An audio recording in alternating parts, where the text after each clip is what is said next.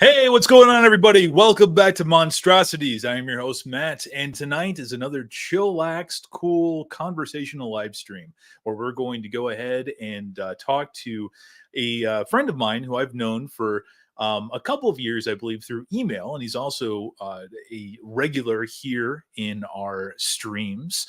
And it is the one and only Helm of the Anti-Lemon. Holy cow! What's up? What's up with the mask? Okay, so I normally don't wear this particular mask for live streams. I do, but because of work, there's a contract in my workplace saying that basically saying you're not allowed to be on social media. So that's where this comes from. So normally I'm completely covered up, but yeah. So well, truth be told, I mean, you are on Monstrosities, and this is probably the best insurance that you're going to get, because like no one's going to recognize you, and who would want to come here anyways? You know what I mean? Well, hopefully a lot of people will. I cannot see on I can't see anyone in the chat. I don't know if there's any way for me to see that or if you can open up. I don't think you can see it on your end, but you can just go on. okay, I see what you're saying. Yeah, but we actually got quite a few people in here. We got Magnus Roden. What's up? Yep, that's my buddy Cyber Magnus. Godzilla. Yep. We got Paul Tackett in the chat, my good friend. Hey, Paul. This guy's got to be one of your thrash metal and fun riffs. I love that. That's another one of my subs there. Yeah. Oh, what a feeling. Justice, Justice is here. Paul. Kaiju Kim in the house. Yo, hey, yo, Kim. yo. Dr. Jones, Robert D, and Toa Legend. Woo! So I know a bunch of those people actually. So.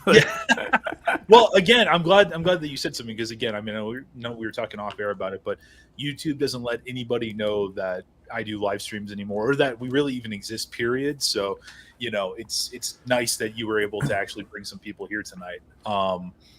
And you guys should probably do. Hey, Patrick Elvin. Hey, I definitely know Patrick. I follow him on Twitter. He's a wealth of knowledge. Dude, Patrick is one of my dear friends. He's a great guy. Yeah. If you guys do a thumbs up, that supposedly is supposed to help the algorithm kind of push it out to other people. So keep that in mind. Push it every once in a while, and then hopefully that does something. Yeah. I mean, again, we could spend an entire stream talking about YouTube, and you have a YouTube channel yourself. We have it plugged in the information below. Supposedly, YouTube has taken out my ability to actually be able to directly link to whatever in the information. But really? Yeah. But at the very least, there is a link to Helm's channel, which you guys should all go and check out. But yeah, dude, like I was telling you before, this is just like a conversational thing. You've been, when I say you've been around for a while, that's not to imply that you're, like some old fogey or anything, but I am. Well, I don't think so. I don't. Come on. Age is a number, man. You know what I mean? And you don't like you come across way younger, and I mean that as a compliment. Yeah, I got a case of arrested development. I pretty much stopped progressing at the age of 14 or 15 because everything I thought was great back then is pretty much what I still, love now. But dude, like privately, you've shared a lot of stories and stuff. Just in your time in fandom, you've had a lot of really cool stories involving people that like Godzilla legends. I put that as in quotes because it's just like people who were very influential in the franchise and stuff.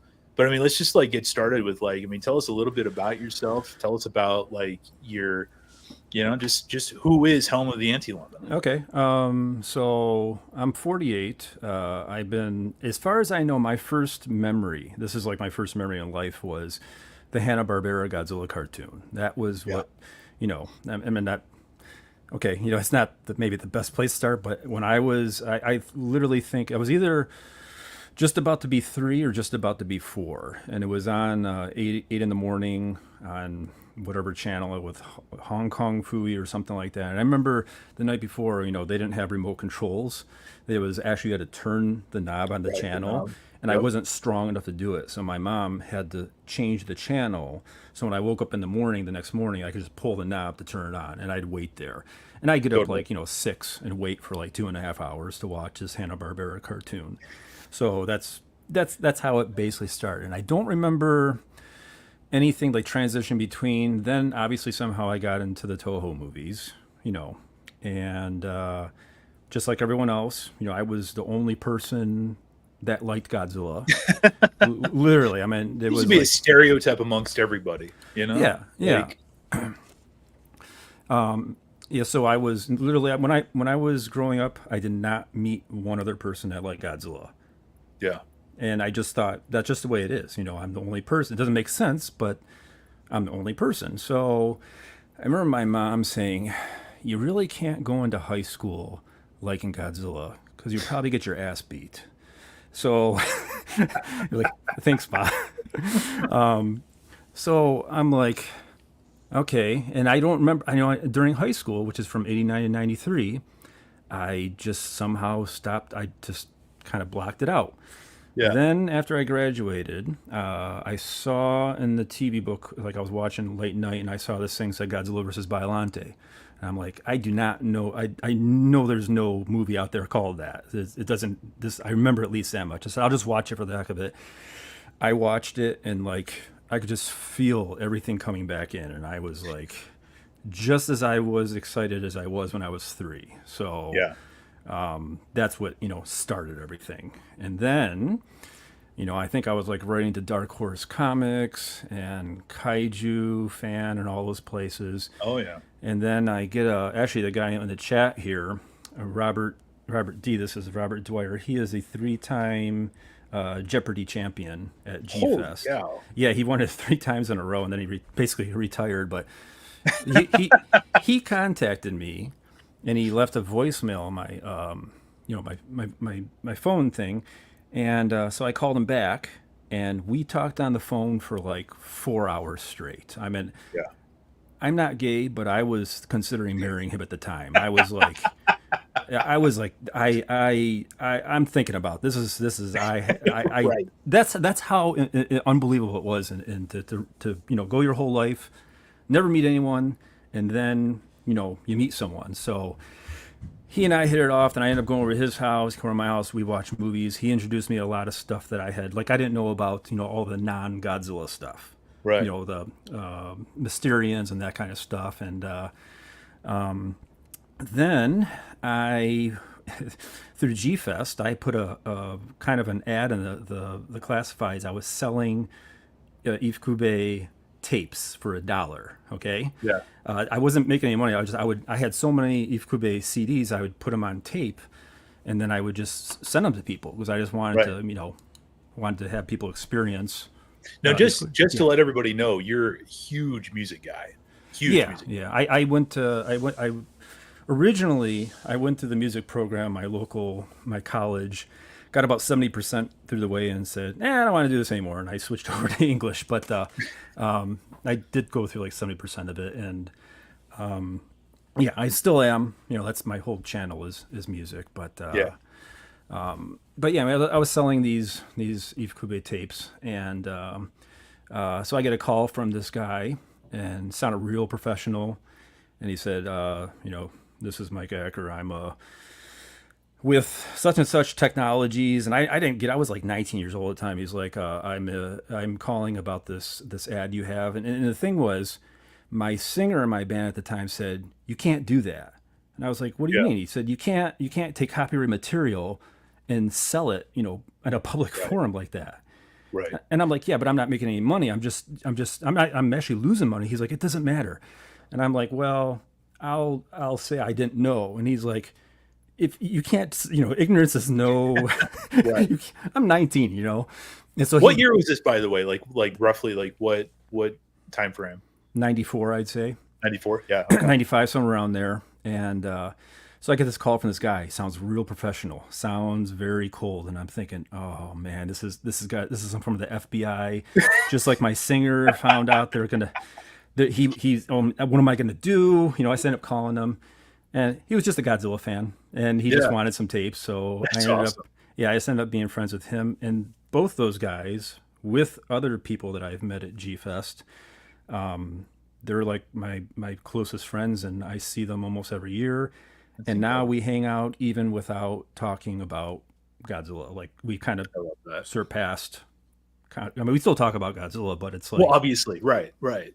that was the impetus. But now it's like we're just really good friends. So That's fantastic. That's fantastic. I mean, I'm glad that you were lucky enough to do that. I have also been blessed in that regard as well. But it's always amazing to, again, create lifelong friends with this stuff, and eventually it's like, yeah, it might have started off as Godzilla buddies, but then all of a sudden they just become, you know, best buddies. You know what I mean? yep, That kind of. yep.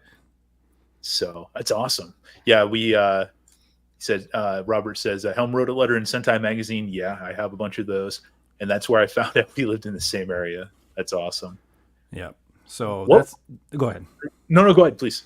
I'll just say that's how it all, it just and then from that point on, it's just been, full speed ahead. And I'm not like, I love Godzilla like the next person. I'm not like watching a movie a day. Well, then obviously you're not a true fan. Yeah, I know. Let's just stop this right now. This is Yeah. Actually, with Pluto TV, I am almost watching a movie every day because I'm working on YouTube and I'm watching Pluto TV, and then I start like drifting away, and I'm like, I've seen this movie like 70 times. Why am I still, like, what's gonna happen next? Like, I know what's gonna happen next. What like again, I know these are just like surface level questions, and there's way more to talk about. But like, what are some of your favorite Godzilla films? So obviously what I'm wearing right now. Yeah. And I'm really here's the thing. I'm a bit gatekeepery when it comes to Godzilla. I Obviously, you're really not a true fan then, because true fans love everybody. Yes. We'll talk about toxic positivity because I've experienced it on Please. Twitter. Please. I'm not one for throwing around terms, but yeah, I think it's totally if you don't like a Godzilla movie, like I know you don't like -1. I've never said that. I know you're wrong, but yeah, you can have that opinion, and I don't feel any different about you just because you don't care for -1. It's because you're a 3-dimensional person that has, a lot more going on in life than Godzilla. Obviously, Don't start rumors now. So I would say my top. I mean, the top 5 change all the time. Yeah. It's Gigan for sure. That has a lot to do with the music, and we'll talk about that later. Yeah, no, you were saying that you wanted to talk about that earlier, but yeah. Continue. So Gigan, I think -1 is in there. Destroyer, Mechagodzilla 93. Oh yeah. The original, it's like I always get confused. Do I put the original in there because it is the greatest of all time? Am I putting it for that reason? Am I putting it in because I actually enjoy it? But it's really sad to watch, and I don't want to watch it all the time. It's not a fun movie. Totally. Do I really like? It's like so the first one's kind of like that one removed. I actually really like Godzilla 85 a lot too. I know it's 84 is great. Yeah. 85. Yeah, 84. I like both. I like both 84 and 85. Yeah. So yeah. Those are basically my top ones, I'd say, right there. And I'll tell you, Final Wars is my absolute bottom of the barrel. Patrick Galvin, I think, would agree with you. I think that's his least favorite too. Yeah. Joey, you gotta. Why is there a terrorist on it? Joey, I just got back from robbing a bank. Okay, give me a break. Yeah. I haven't changed yet.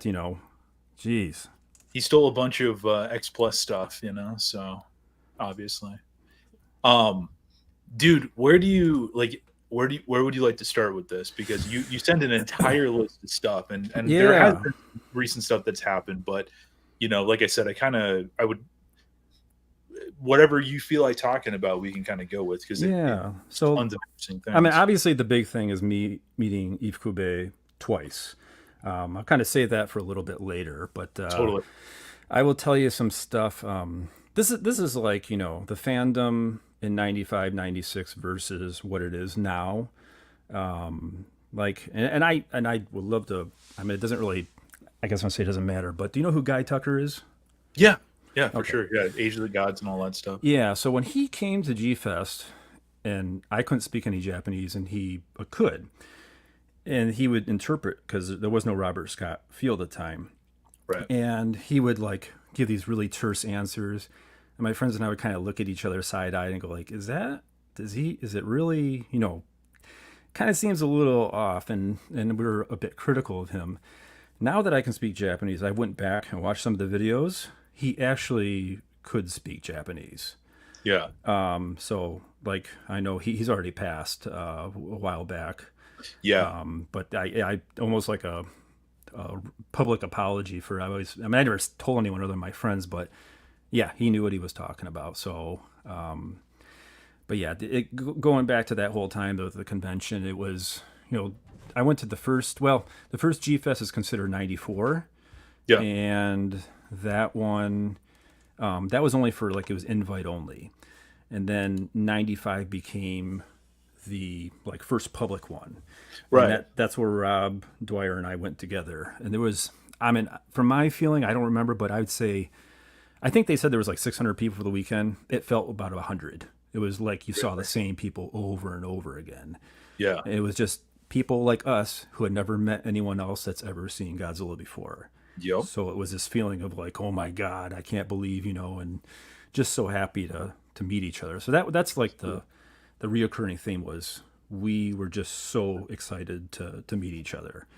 And that's how it was back then. And then when they started bringing in guests, they brought in Satsuma and Nakajima in 96. And that was just nuts. And, G-Fest now is like there's a lot of handlers there. It's like people come in and they'll, you can't get too close to them. You can't talk to them out in the public. But like back in the day, like I go up to Satsuma and say like, hey, show me how to be Godzilla. Isn't it like this? And, when I would do it, and he'd say, nah, and he would, like grab my arms and bend it and like, just in front of everyone sitting there in the lobby and like, show you there was, you could see like any of these legends just sitting on the couch in the lobby. Totally. If you had the guts to go up and talk to him, you got to talk to him. Yeah. Whereas now it's like, let's whisk them away to another room. Can't be bothered. And not to be super negative, the handlers you're talking about are like a class all of their own now. You know what I mean? Like they definitely act the part of that they're above the rest of us peons too. Yeah, I don't know if they're told to do that or not, but it's really disappointing. I mean, I still enjoy like going there and seeing them because after meeting Ifukube, I don't really have anyone else that I'm like really intensely want to meet. Right. But yeah, I get what you're saying. So it's just that feeling of, and I understand G-Fest is a lot bigger now. Ever since, the Monsterverse, it's a lot different because there's a lot more people coming in, which I totally get. And by the way, if you want to stop anything for, comments or anything like that, I don't mind that either. SV actually had a really interesting one. And just because usually my chat doesn't talk about stuff like this, but this is kind of cool. Talk about the Godzilla historians is a huge topic. Like, for example, that there are no new people to replace the veterans. Sure, new books are being written, but they're hardly historical. I would counteract that. I would counter argue that there are people. I don't think they're given nearly the amount of credit that they should be. But you got guys like Kevin Derendorf, who is continuing to do a whole bunch of stuff, not just in the realm of kaiju, but tokusatsu in general here. Patrick Galvin, who's in the chat right now, who has written extensively for Toho Kingdom. And I mean, he's a professional writer, published author, wrote a wonderful biography about a Chinese actress that, is really, really good. So I don't necessarily know if it's, we're ever going to have that Rushmore of, Ragone, Gajacheski, Rifle, England, that kind of thing. But there are people out there, but unfortunately the noise surrounding that has really drowned out and made it harder to locate them because you have, YouTubers and podcasters and they're practically a dime a dozen, but there are people out there that are doing good work for sure. Oh yeah, I totally agree. Yeah, and that's how when I would go to those conventions, and I still look up to those guys. Ed and Steve, and I don't think Stuart Galbraith is really in the fandom anymore, but he was part of that too. That's right. And I used to just every panel they had, I'd go there and I would just absorb all their knowledge, and I still think about that way when I see those guys. So. But yeah, no, you're right. I have some of those names you mentioned. I do think they're kind of like the next generation coming up that's kind of carrying the baton, so to speak. Yeah, no, absolutely, absolutely. So, Um, oh, yeah, go ahead. oh, sorry, Tsuchiya was my big one, and I met him, so I feel satisfied on the guest front.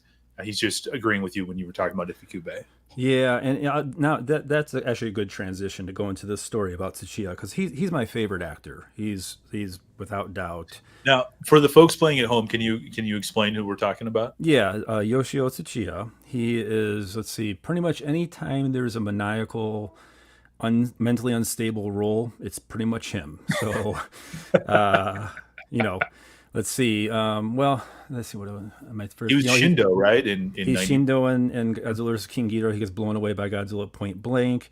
He commits suicide and destroys all monsters by walking off the balcony. That's right. Yeah, that's one of my favorite things. The way he just kind of looks at them, they're like trying to answer him questions. He just gives a smile and just goes Yeah. right off the balcony. Yeah. Yeah. Um, Was he in Space Amoeba, or am I I misremembering? think he was.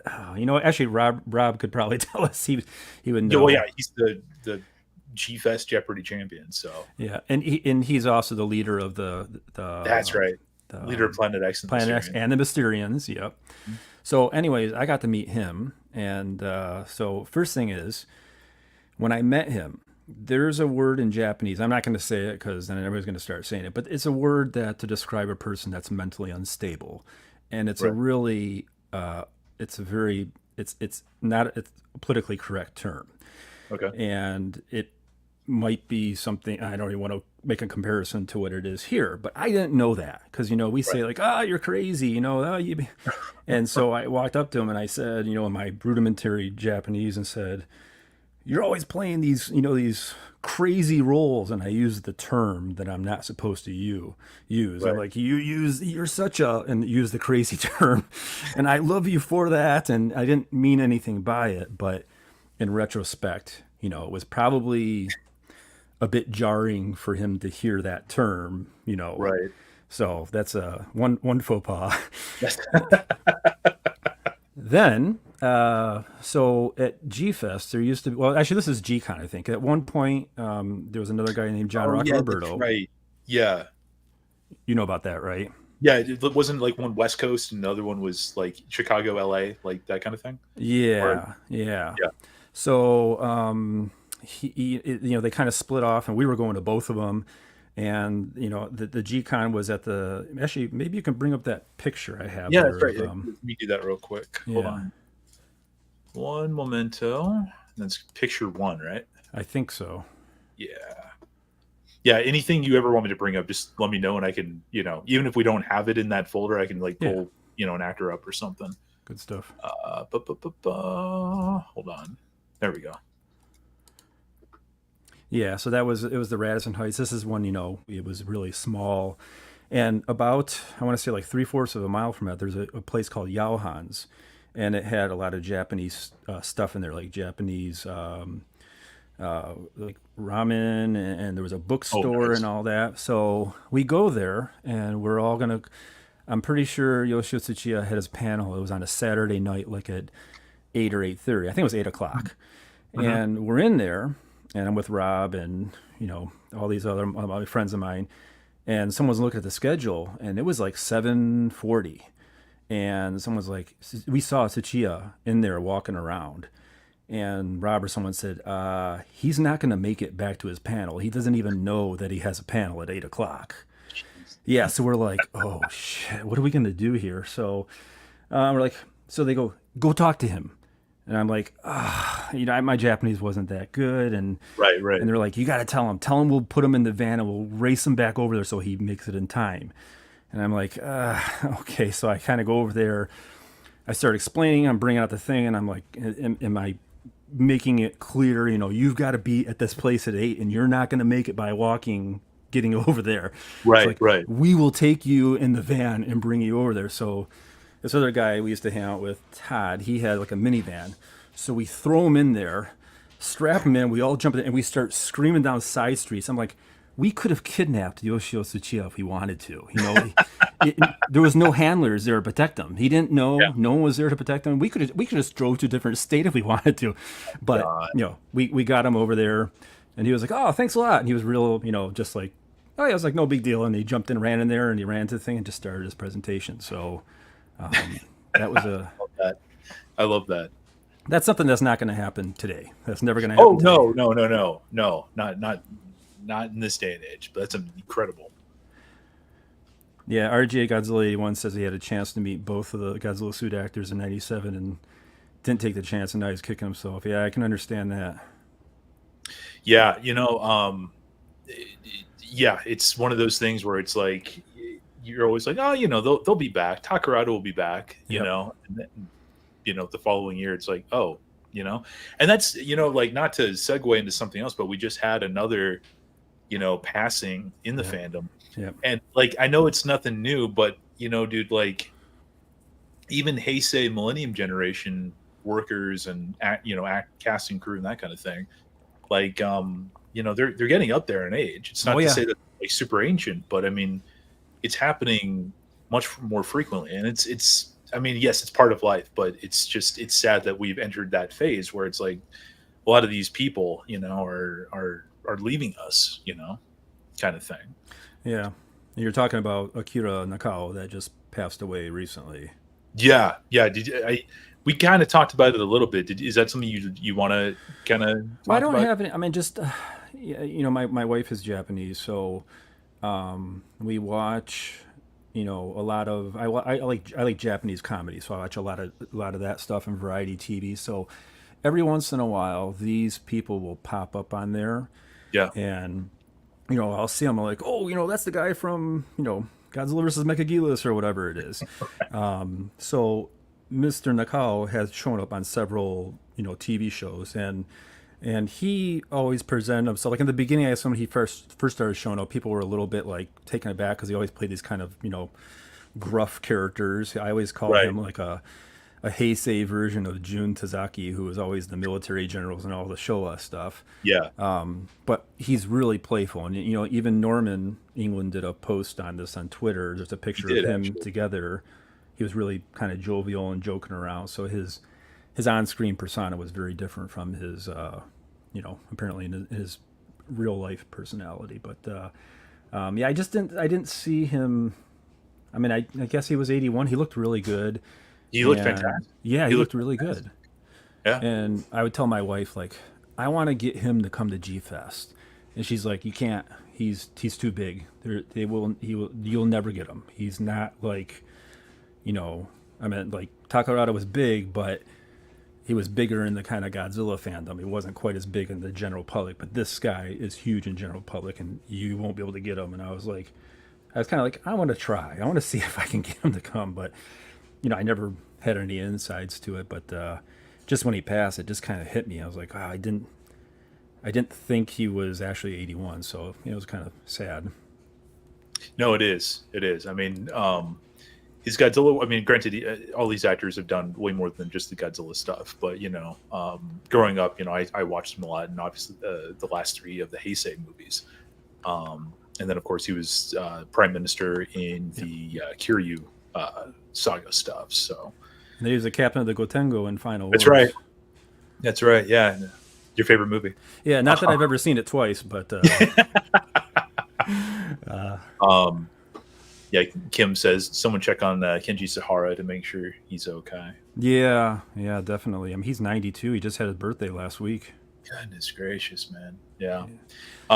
There was a couple of years ago, I think. I want to say it was 2019, and I forget exactly what event they do, like, or what group puts this on. But every couple of years in Japan, they'll put on kind of like a bit of a film fest and bring in some actors and stuff like that. And Nakao was one of the actors I want to say they brought in 2019, and I wanted to go to it, but like the day that it happened was the day that we arrived. Like it was like the night that we had arrived, and 17-hour kind of journey and everything, and it was just like there's no way that can happen. Yeah. So but again, it's just like it's regrets. It's like if you have an opportunity, if there's somebody you want to meet and you're like it would mean something to meet them. I really think that everybody has kind of the duty to themselves to try to make that happen if they can. Absolutely. Yeah. And, Paul asked here in the comments if I met Masanori Nihei when he was there in the 90s.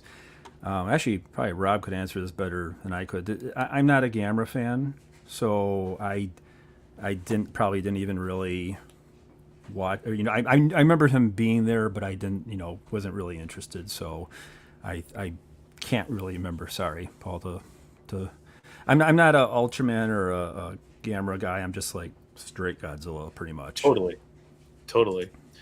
No, SV also makes the point that Kame and Izuka also passed. Yeah, Izuka hit me hard too. He was incredible. What, I don't know the name. What did he do? I'm saying the name wrong, so forgive me. Sadao Izuka. He was a optical effects guy. I don't know him. Started his career with Tsuburaya, doing like the spacium beam stuff. But maybe I'm mixing this up because he worked on the Godzilla stuff first. That's what started at Toho, went to Tsuburaya. But I mean, he was doing stuff. I mean, right up until his death. I think he popped back up. He was consistently working, but I think that maybe a little bit more mainstream attention came because he actually did some work on Shin Ultraman back in 22, 23. But I mean, he worked on some of the Kamen Rider stuff. I mean, this guy was like everywhere and anywhere. I believe, and I'm could be misspeaking here. I believe he had a hand in designing Dogora. I think. Okay. But just a really cool dude. There's a biography that was printed on him a couple years ago. Entirely in Japanese, but still fascinating nonetheless. So yeah, so going back to like seeing these people on the variety shows, what I found really interesting is if you know Tadao Takashima, he is one of the main researchers doing the weather experiments in Son of Godzilla. I think he's kind of like the main part of it. My wife was telling me he had a really bad case of depression I can't remember, it was like, he's now passed. He passed in 2019, 2020, but like 10 or 15 years before that, he had a really bad case of depression, like really bad. And he actually ended up beating that. And then his two sons have also been in Godzilla movies. It's going to be, let me think of their names here. The guy in Biollante, the guy I don't really care for. What's his name? I wrote a note on here. Was his brother also in Mechagodzilla? Yes. So Masanobu is the younger one. That's right. Yeah. And I saw him on a variety show. He's obsessed with the game Dragon Quest.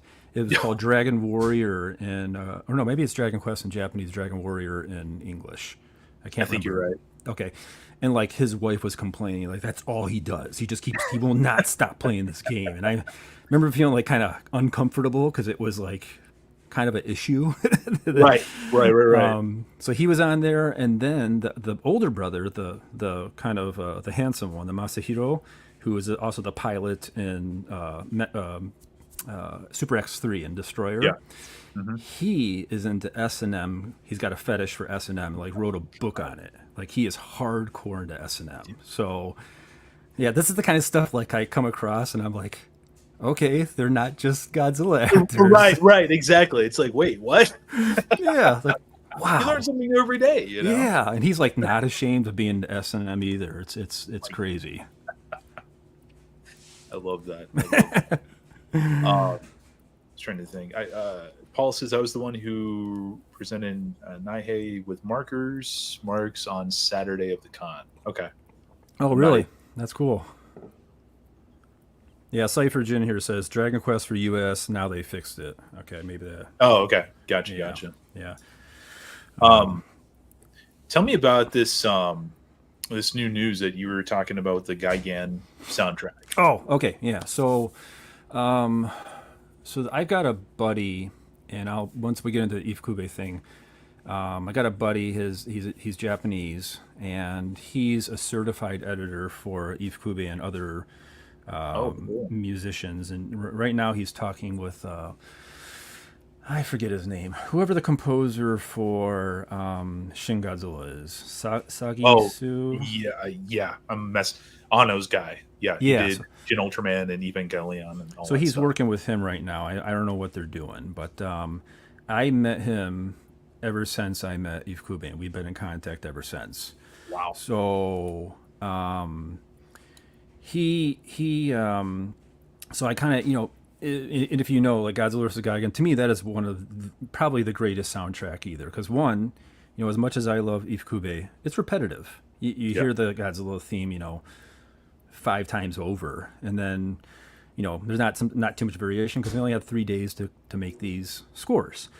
Right. So I asked my buddy. He wants to be called Ogata from the original Godzilla. He doesn't want to give his identity away, but Right. Right. Right. so he says that according to his memory, during the time of Gigan, Ifukube was really busy and he didn't have time to compose. Sorry if I hit that. Yeah. He didn't have time to compose anything from the music. So Toho Music, they suggested that, let's select songs from your previous works and just put those in. So one of the staff there, Kenji Takoro, he was the assistant producer on, I think he was on a bunch of those films. I only looked online, I could find that he was the assistant producer for Terror of Mechagodzilla, but Okay. I believe he was still a producer, assistant producer at that time. So he's the one who, and if you know, there's 2 themes in Godzilla vs. Gigan that Ifukube scored for the 1970 Mitsubishi Exposition. So it's called Storm and Volcano. That's the intro to the Gigan, Right. that thing. That was never meant to be for a film, but he picked those 2. But the thing is, Ifukube sat with him and they picked it out.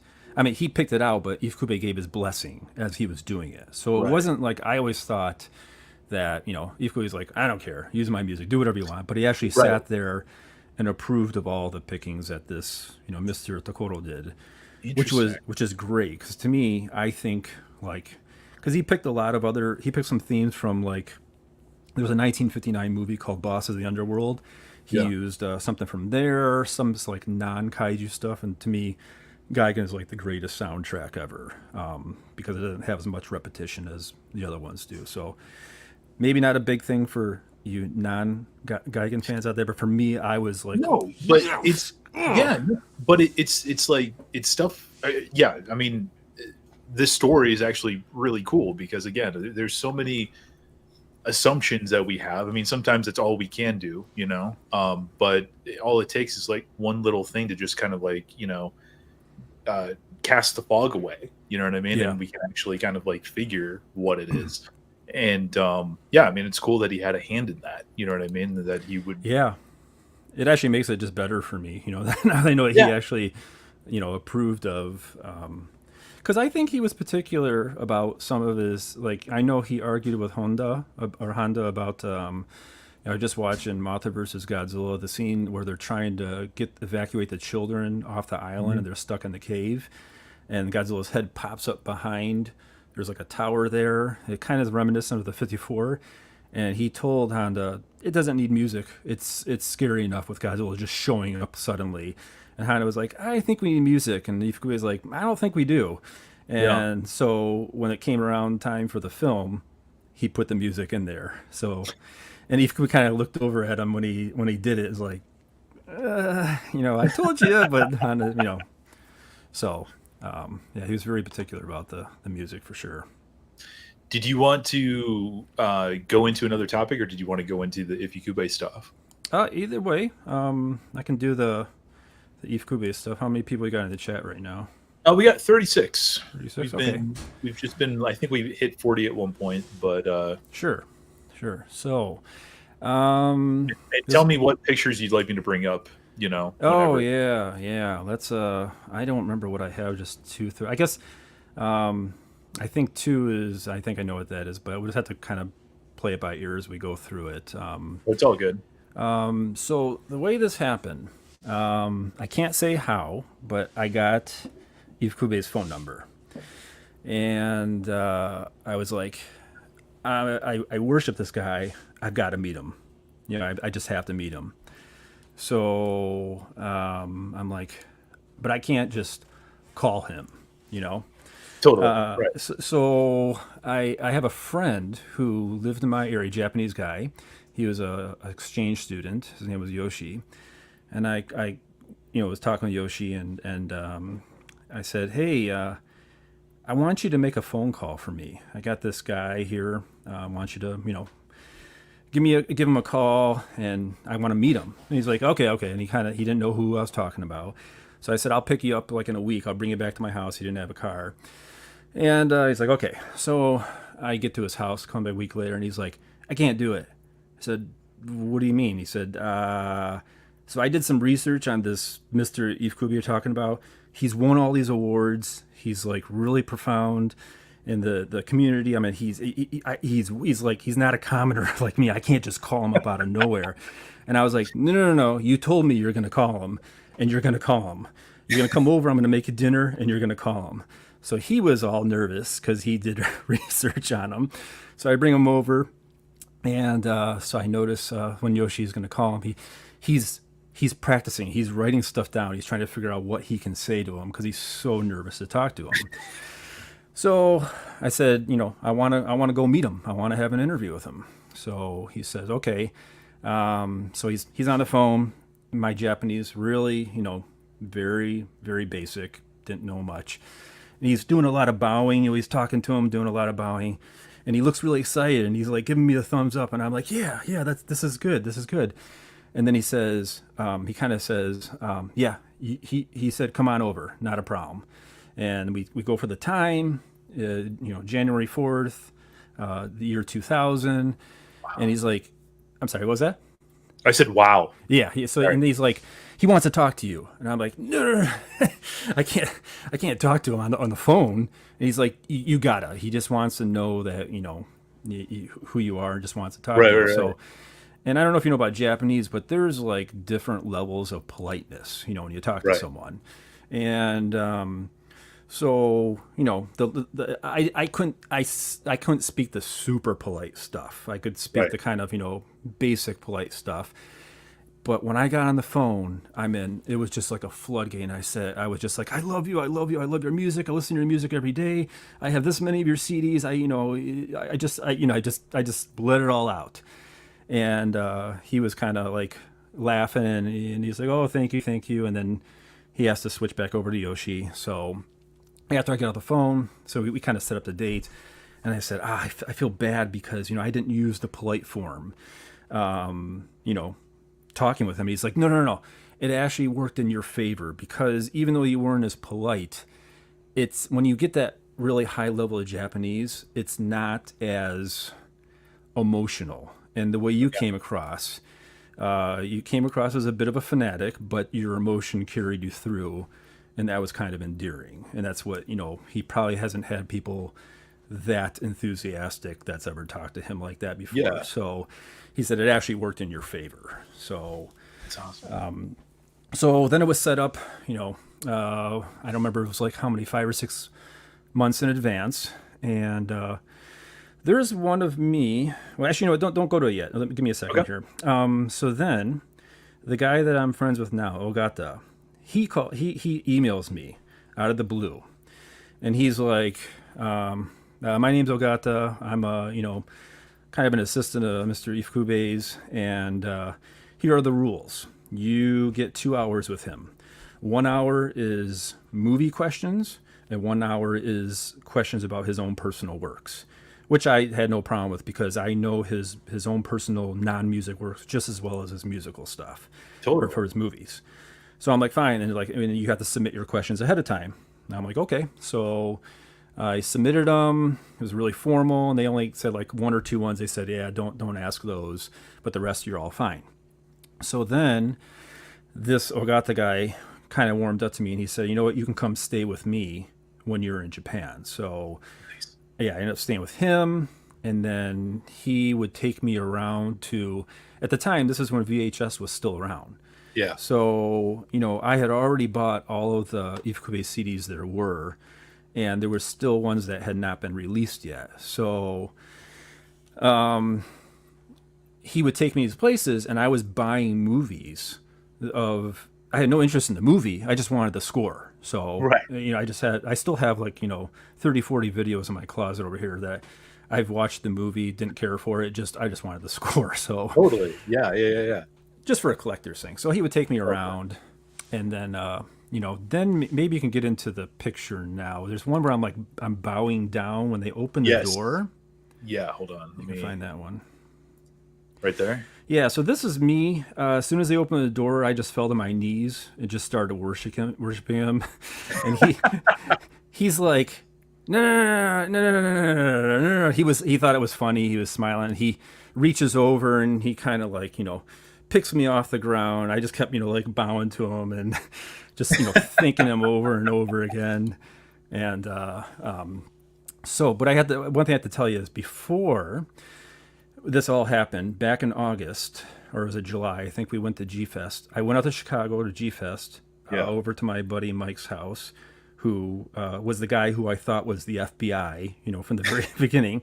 Right. And I got a tattoo. So I don't know if you can see, but I got his name tattooed on my arm. Oh, love that. So that was kind of like the present. And there's probably a picture in there somewhere where I'm showing him reaching over, showing him the tattoo for the first time. This is he's showing me some stuff there. That's him. Sorry. That's all right. Here's the piano. There it is right there. So yeah, that look on his face right there is just priceless. So he thought it was fake because back then, if you had a tattoo, you pretty much were associated with the Yakuza, right? Japanese mafia. So tattoos were not, they're not as common as they are now. In Japan, they are. But, 25 years ago, it was no, only. So he first thought it was fake, and he tries to rub it off my arm. Right. And they're telling him, no, this is real. He's and he's just, you could tell he's happy, but he's why would somebody do this? And I'm because this is the level that I'm at. Yeah. So there's another picture there, I think, of us standing together, possibly showing the tattoo. Let's see here. Oh, yeah, there you go. There you go. I'm pointing to it. That's great. Yeah. And, there's, if you go back, you'll see the piano that right there. That's the piano he used to write all this stuff. Jesus. And so I got to play the piano that was used to write Godzilla 54 and all of his other works. Yeah. Jesus. It was out of tune too. It was it was burr, burr.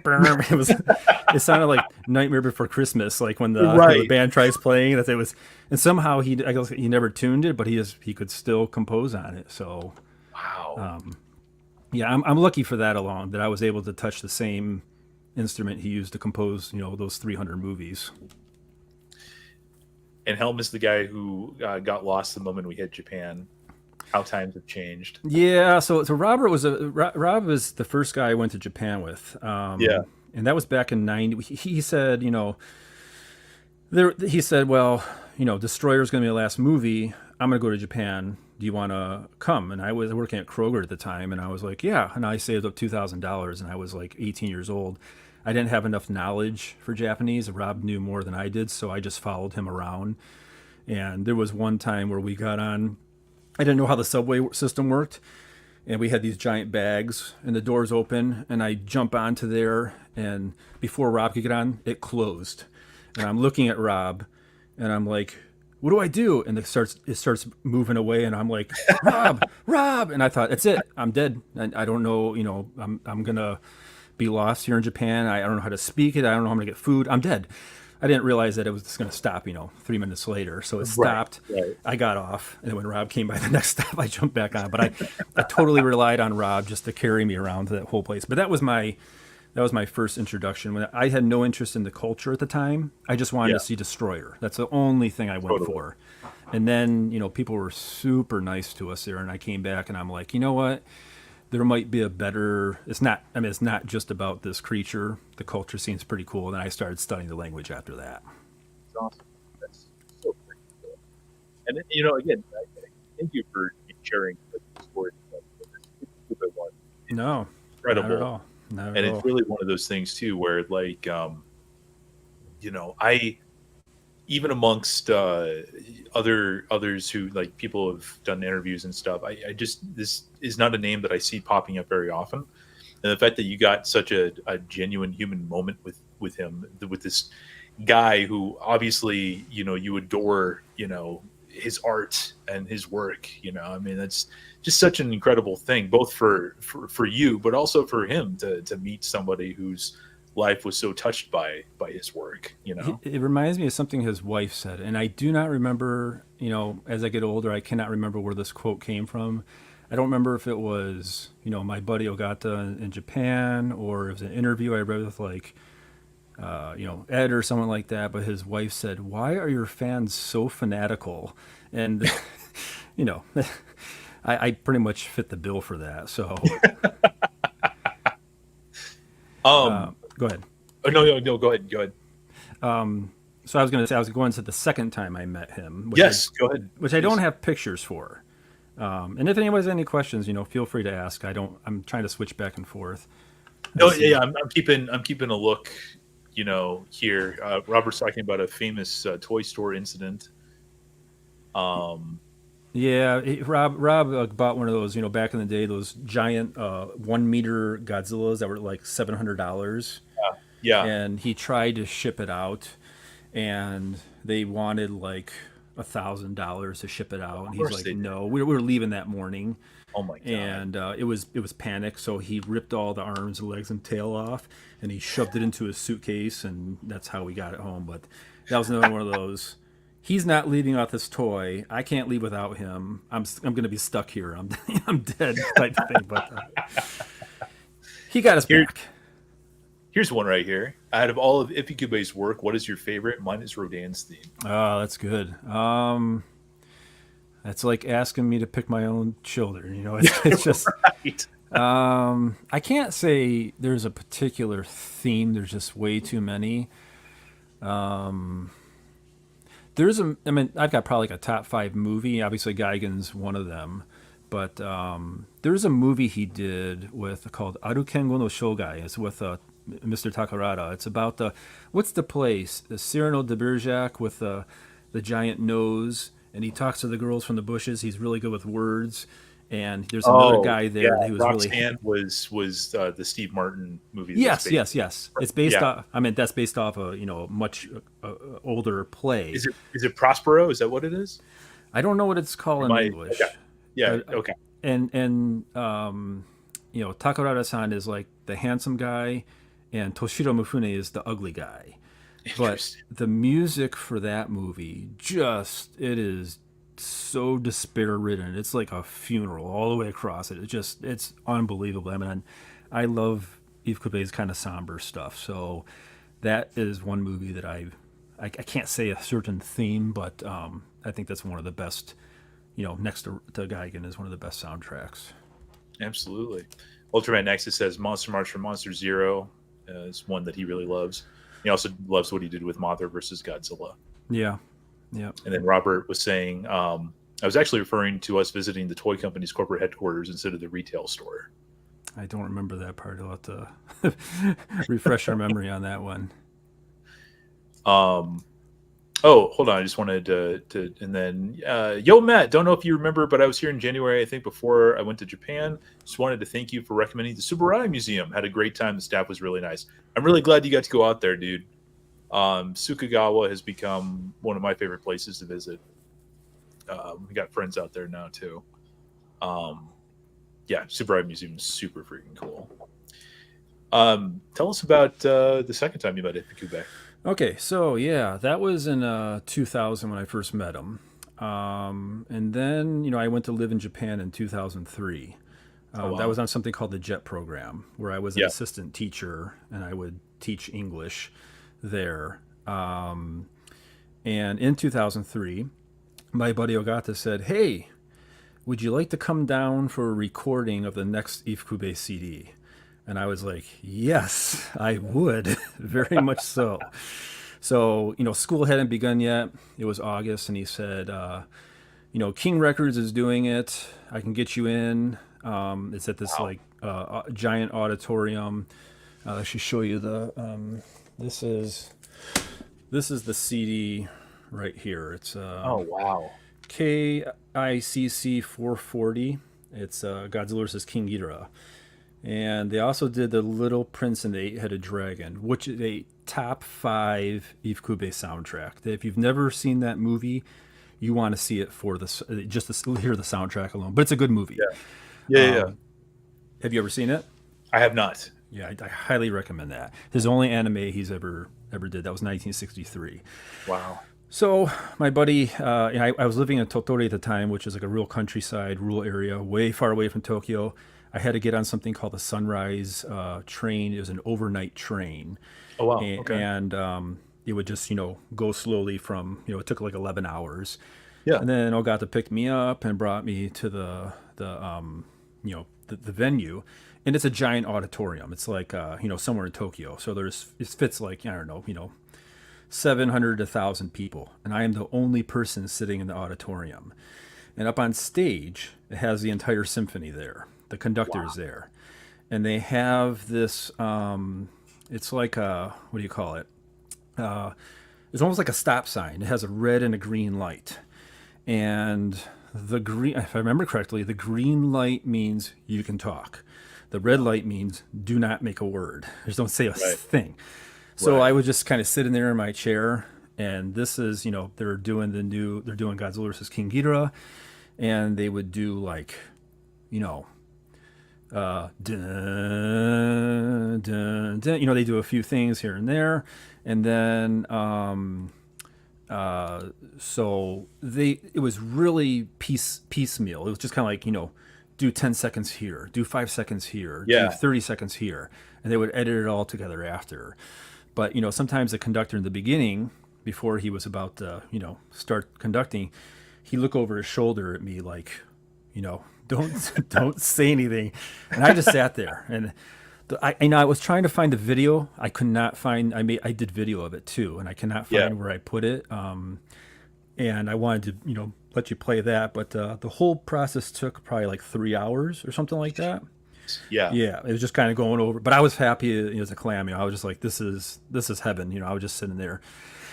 So after the recording, I'm just like high as a kite, and so Ogata comes up to me and says, "Hey, you want to meet Ifukube again?" And I said, "I don't want to bother him.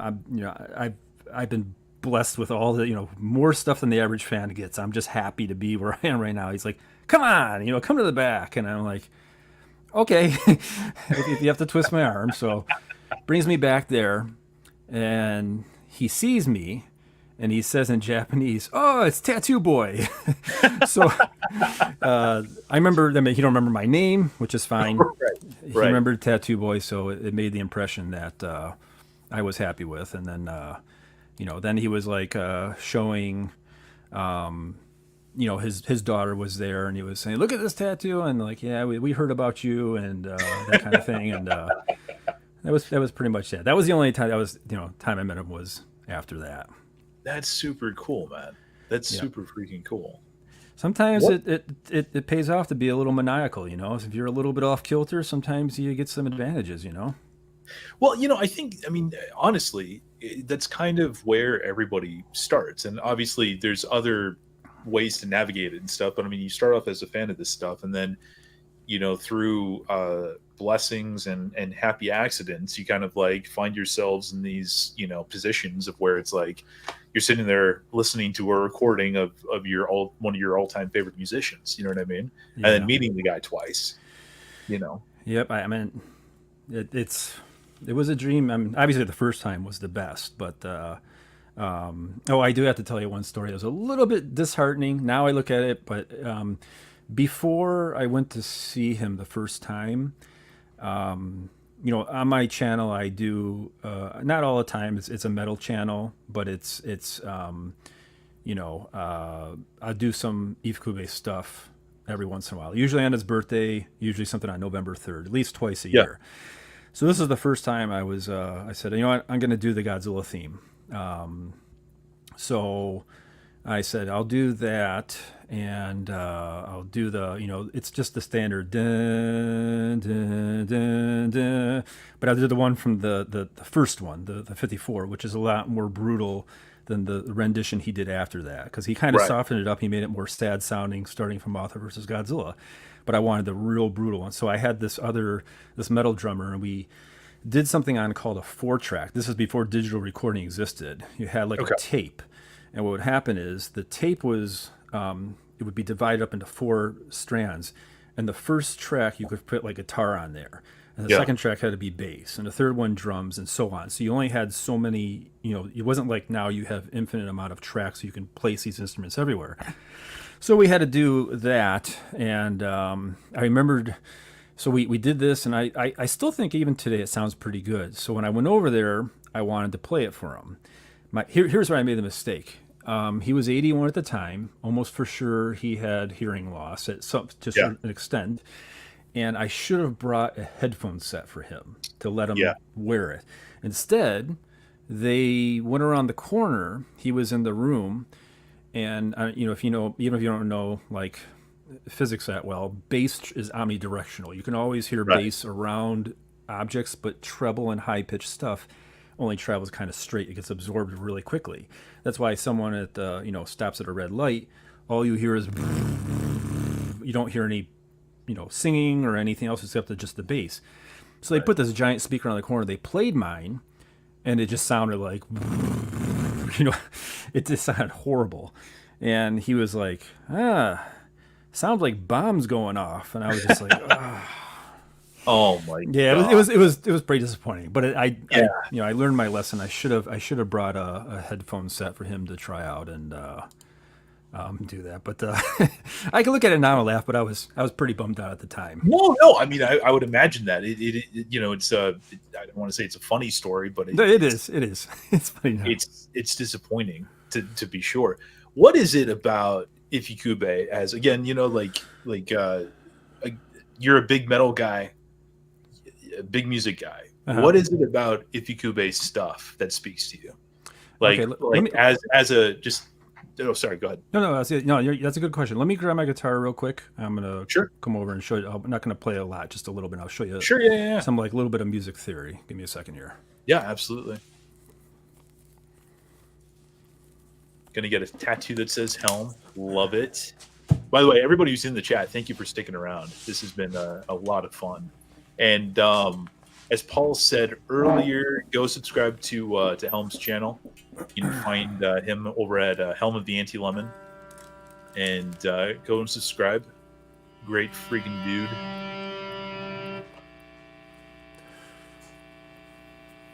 Could probably hear a lot of buzzing right now. It's all good. Yeah. This is actually the first time we've ever had music on the live stream, so it's exciting. And you can hear this. So when you look at like music, the way it's the pattern of notes, like if I play something like this is like gonna be like a major key. If I go skipping like 1 3 5, it kind of sounds a little bit happy. But if I do 1 3 4 instead, it's going to be minor. It sounds a little bit darker. So, see, as soon as you hit that third note, suddenly it sounds darker. Yeah. And that's something that metal does all the time. And guess what? Ifukube does it all the time too. The only time he's not doing that is usually when he's doing military marches. Yeah. So, anytime like if I play like the Godzilla stuff, the main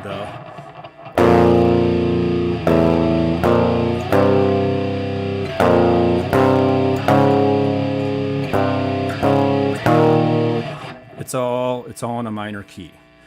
Or he does something called chromaticism, where he ignores the keys and he plays all the steps right next to each other, which is technically it's like a chaotic form of music. Instead of having these set patterns, he does a lot of this chromaticism. Like if I do like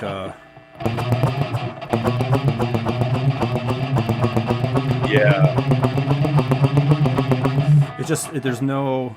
That's from Mysterians, by the way. Yep. So it's kind of like defies music, and metal does that a lot too. They like to break the rules, and Megadeth is a band that does like chromatic stuff all the time too. So is Anthrax. So when I'm playing, like right now I'm working on War of the Gargantuas. Yeah. So like one of the themes,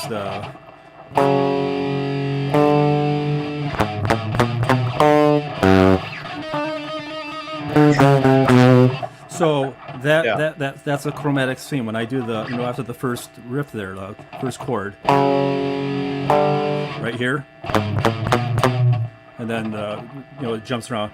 It does the trill, and then another chromatic. That's all. That's just like right out of Metal's handbook, or I should say, Metal is taking out of Ifukube's handbooks, basically. Right. So let me put this away now. That's freaking awesome. Thank you for busting that out, man. Yeah, I'm not sure if you could hear that or not. Yeah, no, we definitely could. No, it sounded fantastic. And Paul, thank you for the $10. The anti-book stream. Well,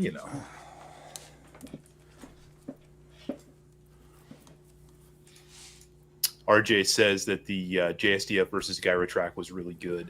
Yeah, and that's I'm working on that one right now, but I'm trying to get it done before Ifukube's birthday. Yeah. Do you know when Ifukube's birthday is? I don't. Oh, Matt. Dude, I'm a fake fan. I don't like -1. Oh my god. I've practically renounced my Godzilla fandom. I'm pretty much Team Kamen Rider at this point. I still love you though, and I will forgive you. Okay, it is May 31st. It is a national holiday in my house. I think my daughter knew that birthday before she knew my own birthday, which is fine. I don't have a problem with that. That's totally fine. But that's awesome. And are you going to debut that on your channel, obviously?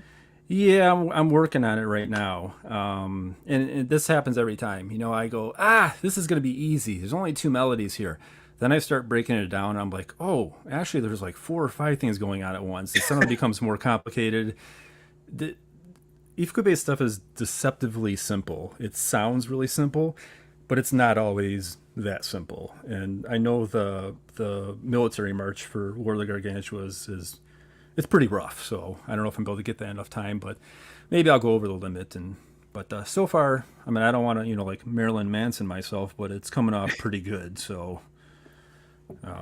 Has there been like a track that you've again tried to learn, dissect, or whatever that was really surprising to you, like either in terms of how easy it was or how hard it was, or anything? Actually, the Godzilla march is really difficult.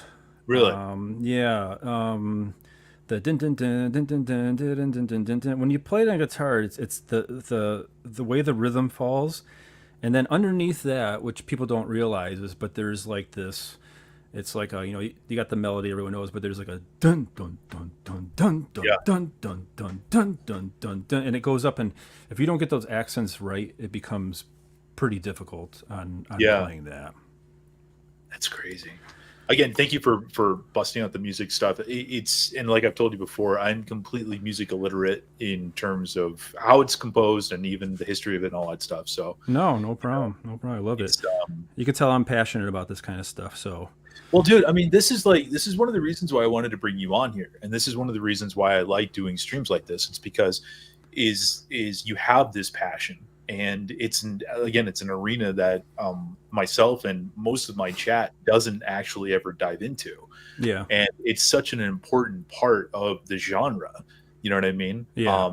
And so many people love it, and to actually be able to talk about it in ways of like, the fan way of like being like, oh, I met, this person, sharing those stories, but then also breaking it down and, learning some things about it, I think is really freaking cool. So absolutely. I totally agree. And for me, the music can make or break a movie. Absolutely. So, oh, totally. Totally. I'm trying to think of any in particular. And I know, like for -1, I actually do not care for Ifukube's stuff in -1. I prefer, was it Saito? I don't know what his name, the original composer of that.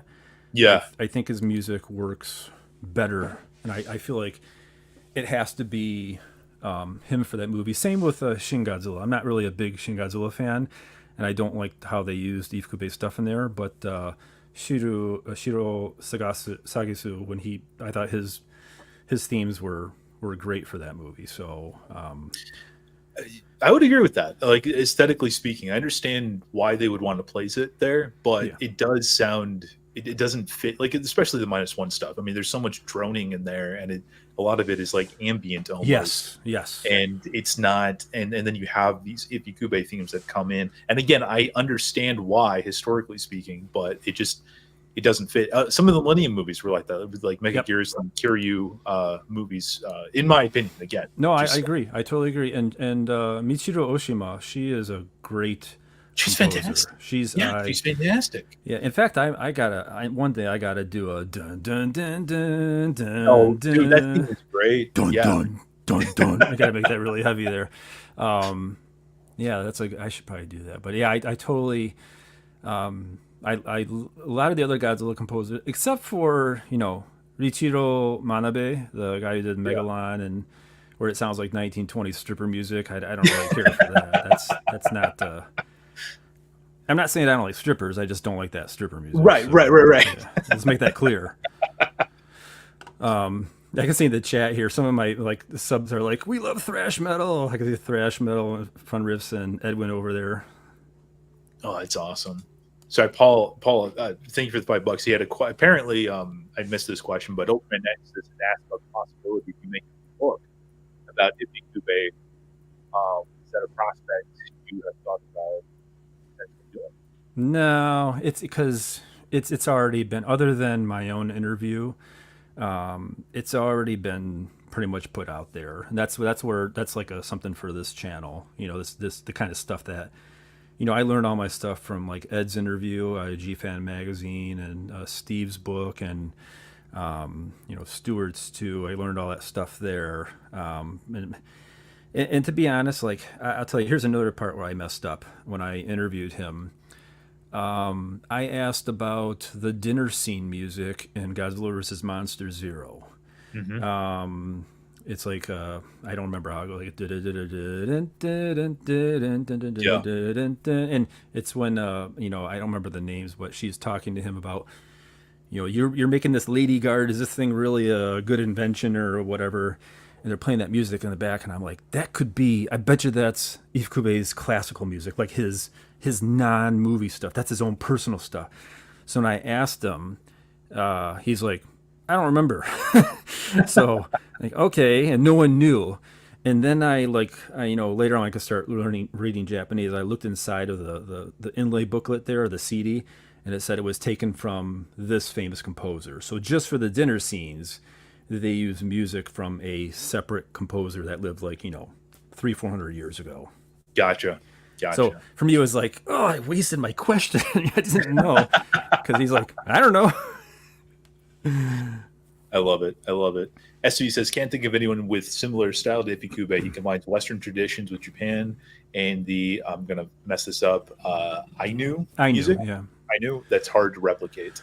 Ainu is they were like, because he grew up around a native, it was kind of like, growing around like an Indian reservation and being friends with them. So there was indigenous people there called the Ainu that were never really considered real Japanese, and they had to face some discrimination. That's right.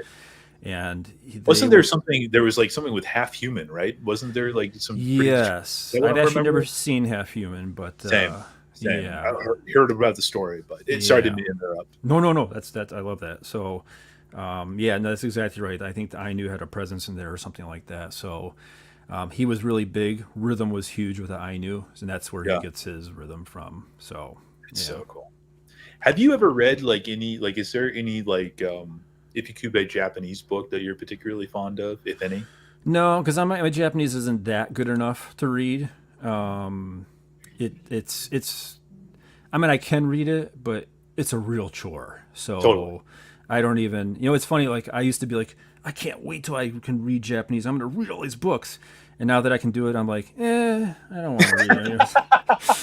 I'm like, I'm too old. I don't want to do this anymore. I hear you there. Yeah. That's awesome. Was there any something else that I'm just looking at kind of like the list here and trying to keep it like within, the topics and stuff. What is this $400 Ifukube CD? Yeah, I just got it out. So okay, this CD, this is also a kind of, I asked my buddy Ogata, I said, you found out about the Godzilla versus Gigan from me for this stream right here. Find out about this CD too. This CD here cost me $400. Oh my Okay, god.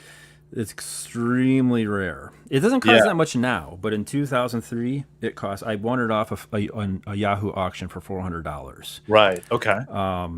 And what happened was, Ifukube essentially retired from writing movie music. Right. And this is the whole thing, someone came to him from Toho and said, "We want you to write for Biollante," and he's like, "Nah," and they're like, "Okay." And what they real, I guess, what people on the Ifukube side of the camp is, don't really take no for an answer. Kind of like push him a little and say, "Yeah, but you would be great." Right. And they didn't do that. They just took his no at face value, and then he's like, "Okay," and so they got Koichi Sugiyama instead. Yeah. And they said, "Oh yeah, we're going to use your theme, okay?" And he's like, "Fine, just don't modernize it, don't make it pop like." And what did they do? They made it into some kind of Yeah. disco Yeah. crap that was like horrible. I can't believe the amount of people on Twitter are like, "This track goes so hard," and I'm like, "Are you listening to the same?" Well, dude, thing it's I am? Godzilla fan on Twitter is. I mean, it's the equivalent of the bottom of the trash can at your local McDonald's. I mean, it's I just couldn't believe it. same Like, consistency. so then his daughter said, "They're going to use your themes anyway. They're going to do what they want with them. You might as well just go back." And what happened was, I want to say, I can't remember if this is 90 or 91. Yeah. A Korean company, they did a documentary, and I don't even know what it's about, but they wanted him to compose music for this documentary. Interesting. And this music is so solemn and somber. It just sounds like a funeral all the way across, just really dark Really? stuff. And I absolutely love the music. And then, when Toho said for Godzilla vs. King Ghidorah, they said, "We want you to come back." And he's like, and he's like, they're like, "Yeah, we know you did this thing in Korea here, though. So, that excuse about you retiring doesn't really, it doesn't really pan out here."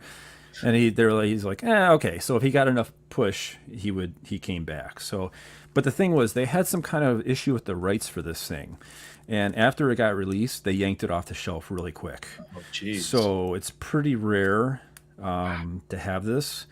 Yeah, and I'm really fortunate to have this right here. So That's incredible. yeah, it's I don't even listen to it. I mean, it's all packaged away. I made a copy of it, and I'll Yeah. listen to the copy. But it's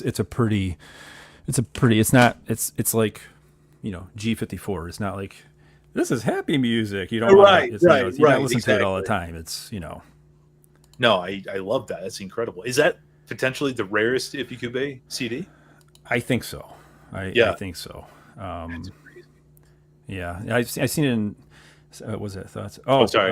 No, that's great. Great question. Thoughts on Bear McCreary's version? Excellent. I think he nailed it right out of the park. He had the budget that Ifukube never did, and I think he did a fantastic job.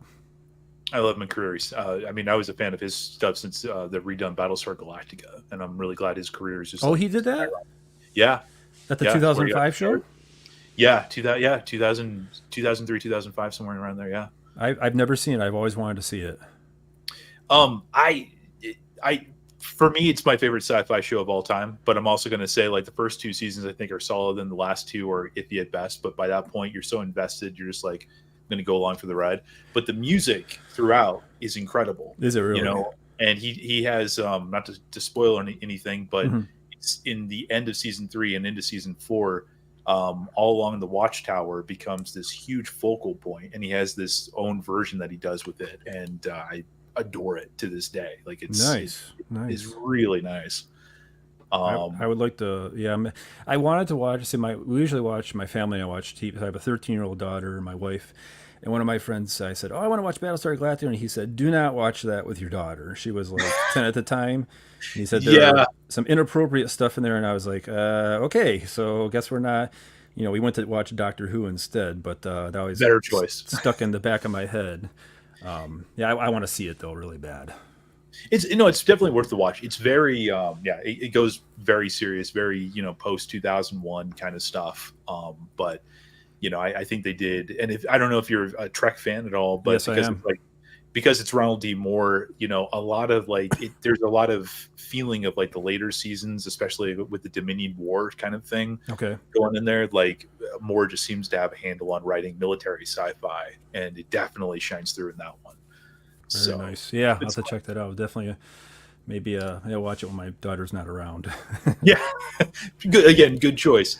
What's How did you meet Kawakita at an Ifukube concert? Yes, yeah. So this is, I was in Japan living there from 2003 to 2008, and this was actually really interesting because my contract ended. Do you know Magic the Gathering, the card game? Oh yeah, uh-huh. I almost moved out to Portland and did an interview for the Japanese division over in Magic the Gathering. Really? Yeah, because what I used to do is I was hardcore into Magic when I was in Japan, and I would stay after school with my students, and I would play them in Japanese, and I would learn all these terms, in Japanese, and that was my cover letter to Wizards of the Coast. I'm like, hey, I'm playing Magic the Gathering in Japanese with these kids, and they were like, we want you to come for an interview. And then I couldn't, my contract was still going on, and I was like, I won't be there for like another month and a half. They're like, nope, Right.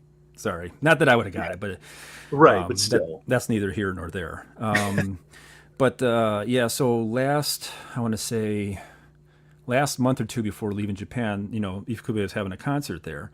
And, my buddy Ogata, my wife, we went there, and we're sitting there, and I looked down the row, and Mr. Kawakita just sitting there by himself. Oh, wow. And I'm like, oh my God, that's Kawakita. I've already met him at G-Fest, but he's a little bit standoffish. He wasn't really like, hey, he would just kind of like, when I met him, I said, Destroyer is one of my favorite movies I love. And he was like, thanks. Very kind of low key.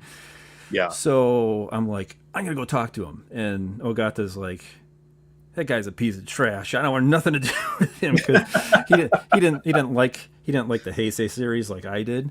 So yeah, I'm like, I'm going to talk to him. So I go over there and I'm all nervous, and I said, hi, Mr. Kawakita, in Japanese, and I said, I'm a big fan. I actually met you at G Fest, and I'm even a bigger Ifukube fan. He's like, where'd you come from? And I said, I just didn't think straight, and I gave like my address of where I was living in Japan, but he meant like, what country did you come from? Right. So I'm like, Shizuoka, in Japan. And he's like, look at me like, okay. He's like, you're a foreigner though. And he was looking for, America or something like that. Right. But yeah, I got really nervous to meet him and plus, the less receptive they are, it's a little bit harder to, especially if you're speaking in a non-native language, it becomes a little bit harder. But overall, he was good. And then I just kind of excused myself and walked away. But apparently he was a big Ifukube fan, and he would go to many of those concerts. Oh, wow. Yeah. Awesome. Yeah, which I thought was, it's not like, oh, work is over, I don't have nothing to do with these people. He apparently loved Ifukube's stuff. So big respect for me. Kawakita is one of those guys I don't feel like gets enough respect, but I also feel like the Heisei series has kind of been very much pooped down upon for whatever reasons I'm still not entirely certain of. I love it. I mean, that's my it's like my second childhood was the Heisei series. Biollante kind of re-sparked that whole thing for me. So I have that's meeting Rob and all of them. That's like G-Fest, that whole 90s thing's a very fond period for me. What is it about Destroyer that particularly strikes a chord with you? You mean music or the movie itself? The movie itself, because you had mentioned that was one of your favorites. Yeah, I didn't like it when I first saw it. I'm very hard on Godzilla movies when I first see them. Very rarely do I like something right away. I'm always kind of like, I got to think about it. And it takes me like 3 times. I think it's the epic thing. Obviously the music is a big part of it. Music is fantastic. Yeah, he goes pretty hard in there in his music, and the death theme of Godzilla is just that whole scene. I mean, there's a lot of flaws in that movie, but overall, I'm willing to. I think the emotional resonance for me outweighs anything that I kind of look down upon. It had some of the highest point of this in that session of the series, in my opinion. You know what I mean? Like there's some really great moments. There is, and there's some musically, visually, whatever. There's some not so great moments too, of course. But and I felt bad because that came out at the same time as Gamera, the Heisei one. Yeah. And a lot of people were, comparing, oh, his effects are a lot better than in Destroyer, which, I really, I think they were, and I don't know if time had something to do with it, but yeah, Destroyer just kind of struck I think it's an emotional chord, and and Ifukube, when he said, this is I think from Ed's interview, when he composed that, he said, I basically felt like I was composing a theme for my own funeral, because he was already, like 77 at the time when he did Yeah. it. So that theme is just it makes my hair stand on end when I when I listen to that. So Yeah, Severio agrees with you there. No, I completely oh agree. yeah, I get teary eyed Um, even when Junior supposedly dies.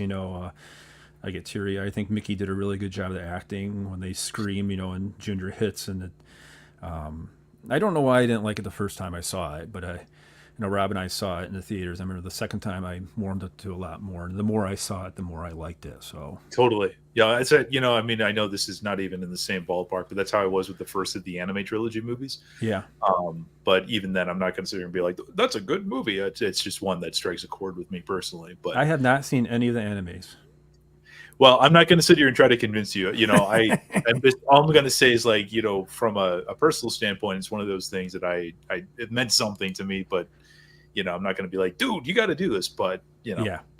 So have you seen Singular Point? Nope.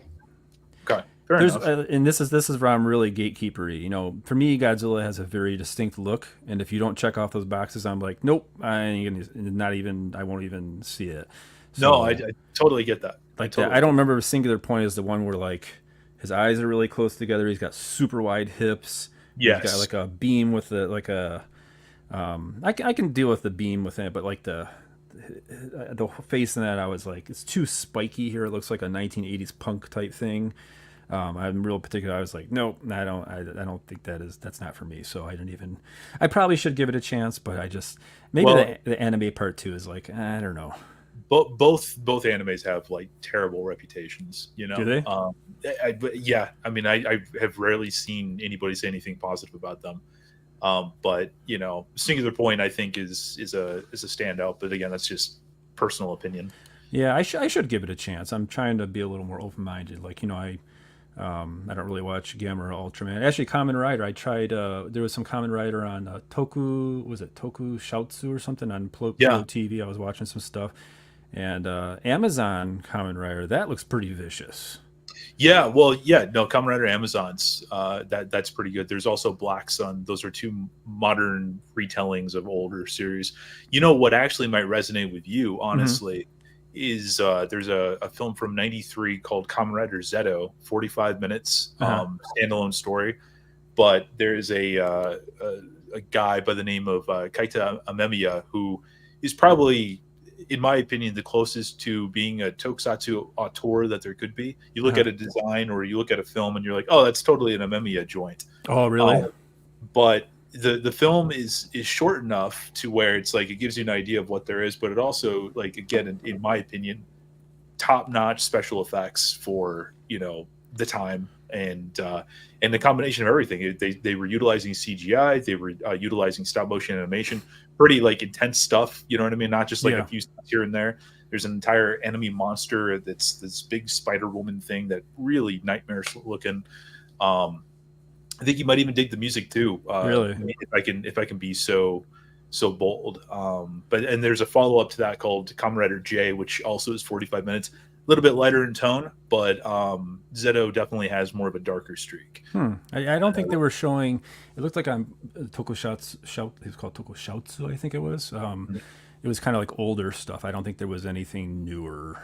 Yeah, no, the licensing is weird with Rider. The Zeto, both Zeto and J, you can find actually subtitled on YouTube, but they're also going to be getting a Blu-ray release here. Okay. Within probably the next couple months. The street date hasn't been set for that yet, but heavily recommended. Okay. I actually had something I just wanted to dive into because you were talking about the looks of Godzilla and everything, and on here you had.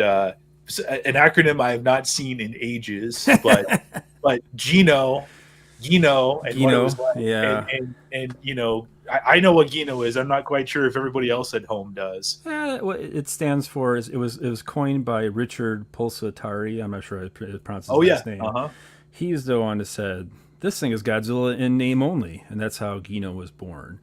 Now I'm trying to pull back on that because I talked to some people on Twitter and they love the '98 Godzilla. For me, it is definitely not Godzilla, but they It's grew got up with a it. huge resurgence, I feel. Yeah, and they grew up with that, and then I had to think about my own Hanna-Barbera. That's not really Godzilla either, but Right. I loved it as a kid, and that was my gateway into Godzilla. So I'm always trying to think like before I make a snide comment about '98, there are people out there who love this, and just as I love the Hanna-Barbera cartoons, so I'm always trying to keep that in the back of my mind. But back then, the hype was crazy for that movie. Yes, it was. And, I was probably only like 21, 22. And I remember going around to everyone at G Fest and go, this is not Godzilla. And they were like, it hasn't even come out yet. And my thinking was erroneous. I said, Americans cannot make a Godzilla movie. It must be Japanese. But that is, I totally backpedal on that. That is not true. But at the time, that was my reckoning. I was saying like, well, that's my reasoning. I would say they can't make one. And then it came out and everyone said, told you so. You see, I was right. And then now it wasn't good, but the way I came to the conclusion was erroneous. So, because I actually like the MonsterVerse, and I think they're doing a good job with this. So, for the most part, but yeah. So I think back. I was on Japanese TV being interviewed at G Fest during. Oh wow. Yeah. So what happened was. I was, there was a Japanese crew there from NHK. Is anyone familiar with NHK out there? What it is? Yeah, I forget what it's called, but yeah, I know the station. Yeah, it's like the it's a PBS in America, BBC in Britain. So there's a camera crew there. This is right around when '98 was going to be released, and I saw some Japanese people and I heard them speaking Japanese, and I just walked over there and said, in Japanese, "What are you guys doing?" And they looked at me and they go, "You speak Japanese?" And I said, "Kinda." And they were like, "Will you be ready for an interview?" And I'm like, "Okay."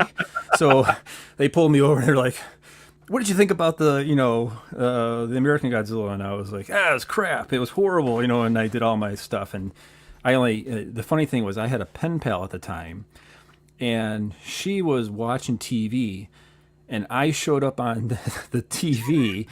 And she says she about spit her soup out. And she's like, "That's my pen pal." And I'm like, That's awesome. Crap. So she ended up taping it for me and then, sent it to me. So I had it, have it on tape. It's embarrassing for me to watch now because my Japanese was so bad. It's still super cool, though. I mean, the fact that you even managed to just stumble into that, basically. Yeah, I kind of I weaseled my way into getting on Japanese TV, which is pretty good. I also did the same thing with Sano, Shiro Sano, or however I think I got a picture in case anyone doesn't remember who he is. Somewhere in there. Yep. Hold on one second. I probably should have named number 11. Pick 11. Yeah. So if you guys remember, this guy was in 3 Godzilla movies: GMK, Godzilla 2000, and I want to say Final Wars. Was he in Final Wars? Yeah, he was a cult leader. What is like a really small role as a cult leader in there. Oh, okay. Okay. And he is a bona fide Godzilla fanatic. Oh and, no! Not to interrupt. Norman always tells his story about one time Sano brought I guess War of the Gargantuas to set on GMK, and was just like, "This is peak Subaraya," and they just sat there and watched it and would just go on and on about how amazing it was. Okay. He's also been a part of Tokusatsu documentaries. There's an Ultraman one that he hosted that was actually interesting. So nice. Yeah. And I have a documentary on Ifukube. It was released maybe 10 years ago, called "The Man Who Created Godzilla's Roar." Oh, and cool. Mr. Sano here was the MC for that documentary. Oh, wow. Yeah. So it's one of my favorite things. I watch it all the time. And then This guy, he's even bigger than Akira Nakao in Japan, because he played some kind of like this mother complex character back in the late '90s, and my wife's like, everyone knows who he is. I know he's a huge Godzilla fan. He might actually come because he's so fanatical, but he's huge in Japan. And I'm like, so I wanted to tell him how much I like this documentary, and I was trying to figure out how can I get a hold of him, because I couldn't get a hold of the traditional way. I had found out on a variety show that he owns some kind of like traditional Japanese, I don't remember, it was like sweets or bakery or something in Kyoto or something like that. Yeah. And I learned the name of it. So then I went looking for the store, and then I could do it all through Japanese. And I went in the back door, I contacted and said, hey, I'm this person. This has nothing to do with your sweets or whatever, but I'm a hardcore Ifukube fan, and I absolutely love the documentary you did. And sure enough, he responded back. Oh, wow. And and he's like, I can tell through the passion you hold for Ifukube through your email, just as I do. And now at the time, I was working for the Japanese government. Yeah. And I told him, hey, if you ever come back, if you ever come over to Detroit, I'll be more than happy to give you a tour around. But he never responded back to that. So that's awesome. Yeah, I weaseled my way in that one too. Yeah, no, I mean, but that's, again, it's just those little. I mean, that's how life kind of works, right? I mean, it's you're having real life interactions instead of just kind of being like, I paid to go to a convention to meet this person. You know what I mean? Yeah. Like you're having actual, human interactions in different elements. You know what I mean? So. But you really can't do that. Nowadays, because all the handlers are cutting you off. You don't get any really personal interactions anymore. So that's unfortunately, how it goes. No, yeah, and you're absolutely right. Yeah, I mean, I think you can literally probably count on one hand the amount of like fans who are like personal friends. You know what I mean? Like friends with a lot of these people instead of just like I don't know. Again, that handler convention kind of aesthetic to it. If that makes sense. And speaking of, I'll go into the next one because this is kind of speaking of another interaction with Akira Takarada. Can I tell what everybody put what you put down on there? Yeah, you can put it. I was almost like unsure if I even wanted to address this because I was like, what? Like, is this going to start like some big thing? Like, we already had the Honda's a war criminal thing, all that crap that went down a couple years ago. Yeah. And now you had listed this. It was literally sexual assault by Akira Takarada, and I'm just like, oh boy, what do we got here? Okay, so this is I came back from Japan in 2008. I didn't go to the conventions till like 2010, and at the time, my wife had just become pregnant. Okay, and at the time, I don't know if you ever heard this before. People say like, don't tell people about the baby until it reaches whatever trimester, because there's always a possible a miscarriage. So you don't want to say anything because it becomes very painful when people start bringing up to you, hey, how's the baby coming? And you have to say, I'm sorry, there's a miscarriage. So we were waiting to get past that trimester. So we go to G Fest that year, and we had the baby, not past that trimester yet though, and so we walk up to Mr. Takarada, and my wife's Japanese, and he's a bit of a playboy, so he seemed a little bit more interested in my wife than he did than me, and he was talking to us. And he's like, so we talked back and forth, and he was not impressed at all that I could speak Japanese. It was just like, okay, whatever, doesn't matter, which was fine. I had no problem with that, but really cool. And then he says, so where's your guys' kid? And we're like, we kind of looked at each other and like, do we say anything, or and they said, we don't really, we don't have a kid, but maybe in the future. And he said, well, you need to get working on that. And he slapped my wife's butt right after that, and it was very in that generational kind of thing. It was just like it wasn't anything like, right. First I was like, hey, what the hell? It's my wife. And then I'm Right. like, oh, but it's Akira Takarada. Hey, but that's my wife. You know, and my mind was going back and forth there.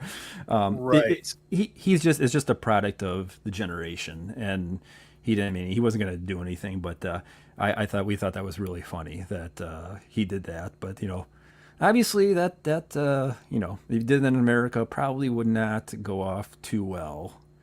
Yeah, no, no. I mean, and again, again, context is king and that kind of thing. You know what I mean? And I don't know, maybe you had to be there, kind of thing. Um, no, that is kind of it's kind of wild. Was your wife like? How did your wife react to that? I mean, was Yeah, that she was not bothered by it at all. She said okay? this is kind of par for the course for someone at his age doing something like that. It was nothing like a sexual thing, you know. I was looking at it through more of the eyes who are American, and she was just kind of like, yeah, it's nothing really. Well, but you see, I mean, that's that. Like, not to. I mean, we could spin this into a whole nother like discussion based on stuff because I said something about the not to switch back to it, but Yeah, about the Honda war criminal thing. yeah, And Justice for All was like, wait, what? And then SV was trying to explain. To be clear, I'm not saying that Honda was a war criminal, yeah, but a bunch of nobodies over on Twitter that have absolutely no talent whatsoever outside of writing, headlines that try to get clicks, decided to take one thing out of the biography that Ed and Steve wrote and write this entire nonsense about it without having any kind of idea of what the hell they were talking about. But they do it because that is all they can do. yeah, They just seek to discover injustices and whatever else. It was a big nothing burger, and of course Twitter ran with it because that's what Twitter does. It takes nothings and makes it into big, even bigger nothings, I guess. So yep, that's what I was referring to. And the person who wrote that is a hack at best. yeah, yeah. I agree with SV there too. I mean, the Honda book, he was such a pacifist. I mean, Yeah, you can just see in his movies, he's always got, you know, the UN together or something close to the UN, some kind of like people coming together and working together. So that, I mean, he was friends with the Chinese prisoners he had there. oh yeah, wow.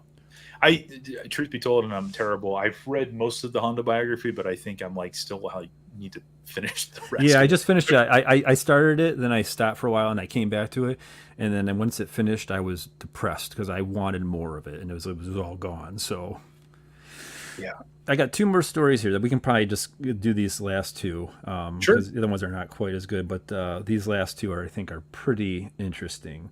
Dude, yeah, go for it. This is good. Let's forward to 2000. Now, let me go back. So when I was in Japan, I forgot. Tokyo SOS is also one of my favorite movies. Okay, and I saw that 8 times in the theater when I was in Japan. I rode my bike to the theater, and every time I saw it, I understood a little more Japanese, and I still love that movie. At G Fest, this was not official. This was not like on stage, but I'll just say it was, if I give too much information, it might reveal me. But for a certain podcast, my wife and I were interpreting for director Tezuka and Kaneko Noboru, who is the main male actor in there. Yeah, This is probably 2014, I want to say. And so we go into this room here, and there's like only certain people in there. My daughter is 3, and she's actually pretty good. She doesn't really cause a fuss, but we had to make sure that she would sit there and not bother us. So what I did was I brought my laptop along. I put Tokyo SOS on there, stuck her in the corner. Her eyes stayed glued to it. Okay, fine, no problem. So we're translating there. I'm interpreting for Noboru, Kaneko, and going back and forth. And so the interviewer asked about, so what was it like working with Shaku Yumiko? And, she's really pretty lady. yeah. And he's like, oh, yeah, she was nice to work with. And I looked at him and I said, so how was it like to work with Shaku Yumiko? And he looked at me and he was like, it was very nice to work with her. It was like we didn't need to say anything else right there. Right, We both right. knew it was like, men of culture that have come together. So then his interview is done. Mr. Tezuka comes in. and he starts going on. And he actually said, I wanted to do more ideas. I wanted to do one more movie, but they cut it off and they went to Final Wars. I had another idea for a Godzilla movie, and really, really generous, really nice guy. And after the interview, my wife comes up to him and says, my husband here, he loves Tokyo SOS, and I liked it too. I actually cried at the part when it says Sayonara. I forgot his name, Yoshimi or whatever it is, and he falls, and she goes, I actually cried at that part, and he's like, oh, thank you. She said, but my husband here, he saw it 8 times in the theater, and I was expecting him to be like, oh my god, that's so cool, thank you.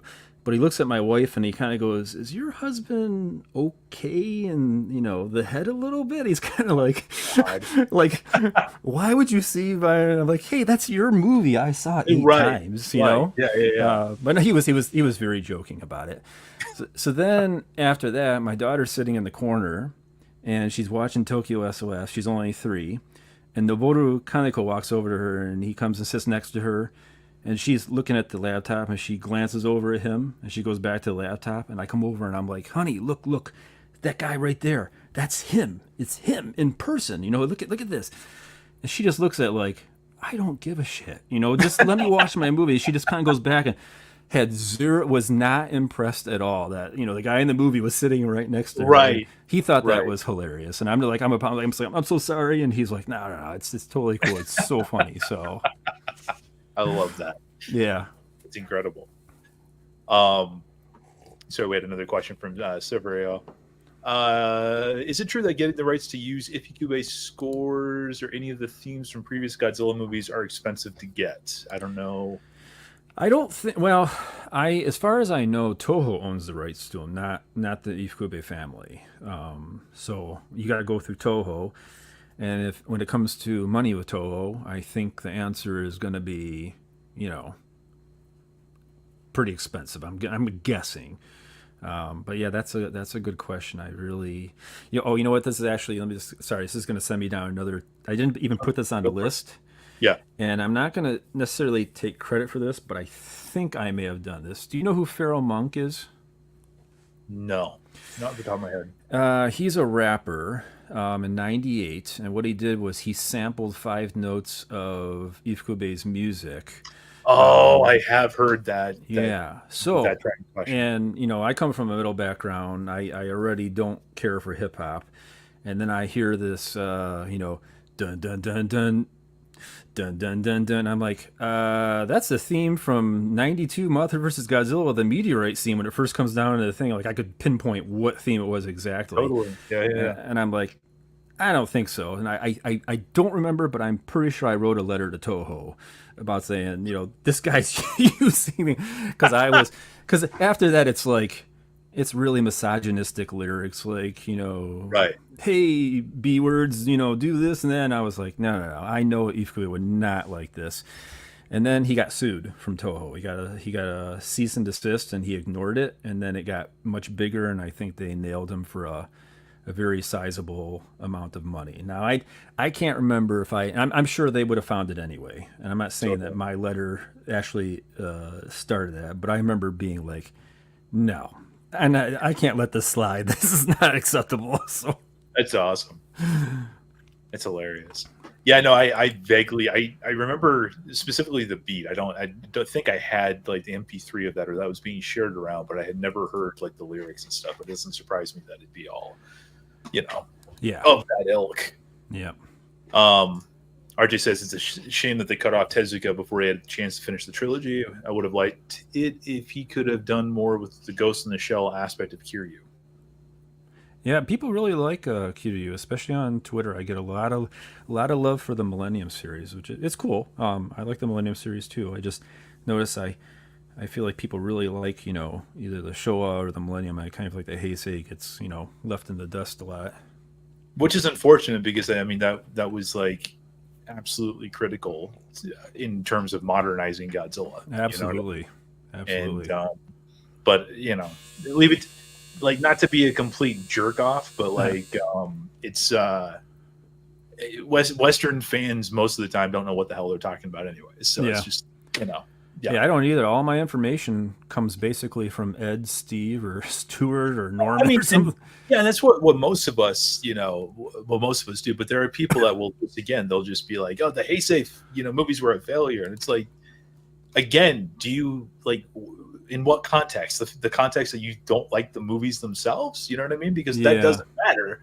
You know what I mean? Like, there's right, so much right. more that goes into it than that. But that's all they can see is just it goes as far as their opinion. Yeah. Um, did you? Well, first of all, how are you feeling? I know we're almost on to like 2 hours here, and there was still Yeah, some. I got basically one more story. I mean, I can go longer, but we can do one more story that I want to get in before people start checking out. This is about Shin Godzilla. Oh, dude, go for it. So, and I'm not really that big of a fan of Shin Godzilla. I actually, I think the movie is great. I think Yeah, objectively, it's a fantastic movie. It just doesn't feel like Godzilla to me. that's fair He enough. he feels like a virus that's just kind of like moving through a city and has no reaction to anything. I'm not saying I want him to do the Shie stuff or I want him to fly on his tail, but that's why the Heisei I thought struck a good balance because there was this animalistic. You are my territory, and I need to rip you to shreds. But at the same time, there was still a little bit of pull back there, and you can see some anthropomorphic times. That's why I thought the Heisei was really good. But anyway, that I used to work for the Japanese government, and I did this for 12 years. It was hell, and it was some good times, but mostly what would happen was I was in charge of Japanese people in Michigan or Ohio that if they were murdered, deported, civil rights violated, let's see, arrested, any of that kind of stuff, I would be called. And my job was 24/7, and Yeah. it was very stressful. And I saw lots of dead bodies, more than I want to see, and Jeez. it became it was very very. I mean, it was helping the Japanese people, but it was very stressful. And if you know the actor from Satoru Matsuo from Shin Godzilla, he is the guy he's kind of looking to get his career ahead. He has the water bottle and he kind of slams it in Oh the yeah, main. yeah, yeah, yeah, yeah, Yeah, he says like once put me in your cabinet once the Japan like rebuilds itself. yeah. Well, put me. I don't remember what he said specifically, but so he. This is before I even know who he was, and he. So my boss says, "Hey," and I don't want to give too much of the reason why we were called, but he said, "We got this person. His family member has an issue living in Michigan. We got to go see him." And then the brother is coming in to meet us, and we're going to take him over to where the other family member is, and go that route. So we go and we take him over there, and my boss says, "Well, he's a movie star, I guess. But I don't know, not a big one, but he's like in some movies." And we're like, okay. And so after we get over like the shock of what's going on with his family member, everything's kind of relaxes, and you got to be very respectful to show you're not nosy or anything like that. But he starts to lighten up, and he says, so my boss is like, so you do some acting, and then he's like, yeah, I was just in this movie called Attack on Titan, and I was like, I looked over, and I'm like, oh my god, okay. So my brain is going, not that I like Attack on Titan, but Attack Right. on Titan, Shinji Higuchi, and then I knew about Shin Godzilla was coming up, and I'm like, is that the movie with Shinji Higuchi in it? And he's like, yeah, you know who he is? And I'm like, well, I'm a huge Godzilla fan, and we all been waiting for this. And he goes, why didn't you tell me? And I said, well, I mean, considering the circumstances, I just couldn't come out and say, hey, I like Godzilla. He's Right, like, right. I'm in Shin Godzilla. And I was just like, you've got to be joking. Wow. Yeah. What are the So, chances? yeah, I know, just of the chances. And he's like, I'm going to send you a picture of the script they sent me when they originally sent it to me. And he sends a picture, and I don't have it with me, but it is, Gojira written in katakana, but it's written like in blood. and Yeah, that's yeah, and it looked like a really old manuscript. That was a script that he got originally. that's amazing. Yeah, so that was pretty cool. And then so he knows, like he's. I start telling him about everything, and show him the tattoo, and he's like, "Okay, you're super hardcore." And then he's like, "Well, I want you to see the movie when it comes out." And I'm like, "Of course, I will be seeing the movie when it comes out." And he goes, "Do you want some like signed stuff from Mr. Ano, like Hideaki Anno?" And I'm like, "Yeah, I mean, so." And I'm gonna show you that right now. I'm gonna grab what I got from him. Yeah, Give me a dude, second. Yeah, absolutely. hold on. It's freaking awesome. For the record, I think Heisei Godzilla and Gamer do some things better than the other. It's not as one-sided as some say, I think. I would agree with that, SB. SB, you need to come in here more. I really enjoy your commentary. Is SB one of your guys? No, I don't think. Well, if he is, I don't know. Could be a Because different name. I've really had some really great great comments. Oh, dude, that's amazing. So this is from Hideaki Anno. Holy And cow! yeah, his it's now you're not going to know the name because I got two of these, and it's addressed to me in Japanese. The reason why you're not going to know is because I created. Do you know what kanji is in Japanese? Yeah, So I took my real name and I phonetically made my own kanji out of it. And basically, the kanji I came up with myself, I figured out two that I thought were pretty interesting together. It means no hemorrhoids. That's my name in Japanese. So if a Japanese person looks at it, it says like his name, it says no hemorrhoids. I just thought it was funny. So phonetically, I put it in the thing. So he addressed it to no hemorrhoids in Oh Japanese wow! to me. So then, then I see the movie, and so Satoru was like, "All right, I want to know what you think about the movie," and I'm like, "I'm not really." So I give him this, 5-page thing. I write it all in Japanese, and I'm like, first of all, Godzilla's not breathing fire. He's not doing smoke. The lasers, that's fine, And I kept just going through like, he doesn't do this, he doesn't do this, he doesn't walk like Yeah. a virus. And then I went through like, this is the good stuff, this is the bad stuff. I sent him a whole thing.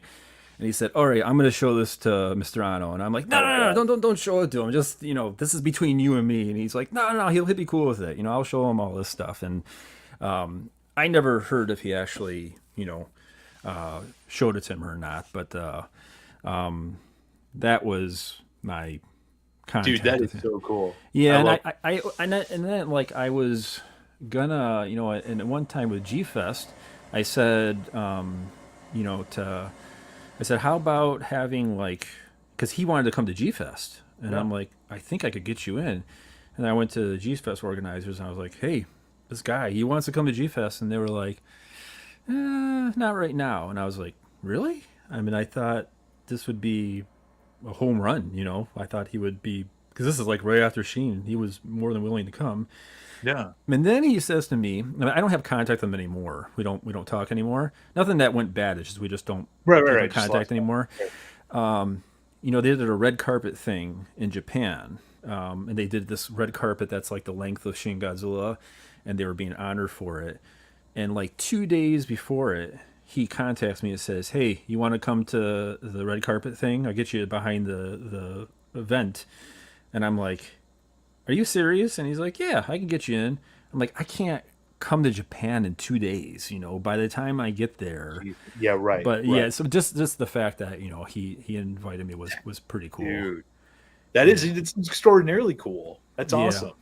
Yeah. I've heard like Yoko Higuchi, who was a PA on there. He's kind of famous in the community.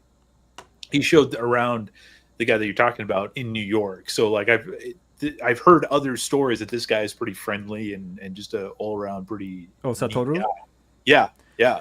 Yoko Higuchi, is that the guy on Twitter? Yeah. Mm-hmm. Yeah. Okay, I've seen him before. Yeah. Oh, cool. Yeah, Yoko's a nice guy. Yeah, filmmaker out there. But yeah, no, that's amazing, dude. That's amazing. Yeah, I remember we were waiting for him to. He was really good, like in Japan. They have like this typical like the two comedians that always do like a routine. They have like the funny dumb guy and the kind of straight laced serious guy. So a Right. lot of the way Japanese comedy goes is the dumb guy says something dumb on purpose, and the other straight guy slaps him and corrects him, and that's like the how Right. the thing. So I realized I could tell he was like the straight guy, and I could be like the dumb guy. So we were sitting there like waiting for his plane to come in. We're just kind of sitting there, and we're talking all in Japanese. My boss, Satoru, and me, and they come up to the what do you call it, airlines staff or whatever, and the guy starts it's a foreigner Right. starts, and I Yeah. don't know if you know the term gaijin. Yes. Yeah. So he starts speaking in Japanese, and his Japanese is really good. And so Satoru's like listening to him, and I kind of nudged him. And I said, "Look at this guy. Ooh, look at me!" And the whole thing is in Japanese, and I'm like, "Look at me! I'm this white foreigner guy. I can speak Japanese. Ooh, look at me!" And he looks over and he like nudges, goes, "You're a foreigner too." And I'm like, "Oh yeah, I guess I am." So it's like that whole like setup, and then Yeah. you. So that I really enjoyed that because I could tell he was that type of guy. I love that. I love that so much. Yeah, dude. No, these stories have been absolutely fantastic. Again, thank you for wanting to come on and share them, because there's a lot of just a lot of interesting things. And like I also think it's really kind of interesting too. It's like a lesson that I think a lot of people can just derive from, I mean, the life that you've lived, is to just take chances and stuff. I mean, sometimes things like that just happenstance, but then other times it's like, hey, I'm going to take a chance doing this, and then there's a payoff. You know what I mean? Yeah, the whole Japanese thing, that really, speaking Japanese has just, obviously opened a ton of doors, especially Yeah, back then, that I could have never got away with without the language. But I mean, if I had known Japanese was going to be this difficult, I would have never studied it. totally. It's like, people. I mean, I can speak Japanese, but it's never going to replace my own language. And I used to think like, oh, once you learn it, it's going to be the same as English. Nope, it does not work that way. And you'll always be, struggling for trying to figure out a grammatical point or something like that. But then again, if I had known it was going to be this hard, and if I never got this far, that would have been disappointing too. So Absolutely. I Yeah. got one more thing to show you. I cannot believe I forgot. This is like my prized possession from Ifukube. Oh, I don't know how I forgot to show you guys this. All right, give me a second here. yeah, yeah, yeah. No, let's see this. Profile pics are too dang small. We can't click to go to the channel. Thrash metal. What is that in reference to? All right, what do you got for us, Helm? Okay, so this is. Now I'll just kind of show you first and see if you can figure out. This is a Holy copy shit. of a copy. Okay, so this is the original score that Ifukube wrote out when he Good wrote the original Godzilla. God, dude. Yeah, Fucking seriously. right. I don't know how I forgot to show you this. This is Yeah, like really. this is like the best thing ever. And so this is a he had the original, then there was a Yeah. copy, and then mine came from a copy of that copy. So it's like, I don't know, you call it a third generational copy. I don't know what else you want to call it. It's still pretty incredible, though. Yeah, so this is all the stuff here. And Oh, then, so I got the original one, and they asked me, like, do you want one other movie? And I'm like, yeah, how about Destroyer? So they gave me Destroyer here, and you can see, like, he wrote in English at the top here. It says, like, oh, in jeez. his handwriting. Yeah. So, Beautiful. yeah, I was pretty happy with that. Jeez, man. You got a lot of people in the comments that are like completely in awe here. Justice for All says, Helm, why haven't you ever mentioned this to me? Well, because I was waiting for a time like this. Justice and I, we worked on a YouTube project before. He's a really cool guy. Awesome.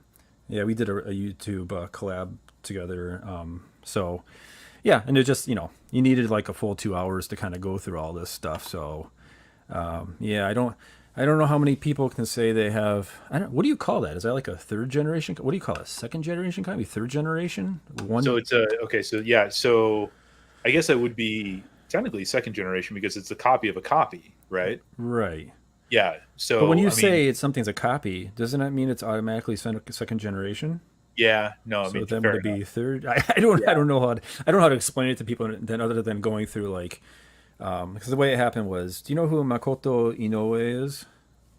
Yes. Why do I know that name? He did the music for the synthesizer Godzilla themes back in 1983. He did the symphonic Fantasia stuff, all synthesizers. Okay. And I know. I know that music. Yes. he is like a he was a really good friend of Ifukube. So I interviewed because I had so many questions for Ifukube. My friend Ogata had me interview him first to kind of get a bulk of the questions out of the way, so it would fit into the 2 hour span with Ifukube. Yeah. So he said, "What do you want?" And I picked one of the CDs that was kind of rare. This like Godzilla versus King Kong stereo one, and then he said, "You want a score?" And I said, "Yeah." So his score came from the original. My score came from his. So that was, and I was like, Jeez, I said, "I want man. the original Godzilla," and he said, "Anything else?" And I was like, Destroyer. I should have said Gigan if he had Gigan. I don't know if he had Gigan. Maybe he did, and I didn't. Yeah, those were the two right there. So That's incredible, man. No, thank you for sharing that. SV says, is this even out there? I mean, it's printed somewhere, even if it's a facility or a facsimile, facility. If I can actually talk correctly, facsimile. it's yeah, facsimile. It's still important because it shows us exactly how the document looked like. No, I mean, I don't. I If there expressed this is, that's a great 1,000. question. If there is, I don't think it's done in his handwriting like it is here. This is like literally him writing it out for the.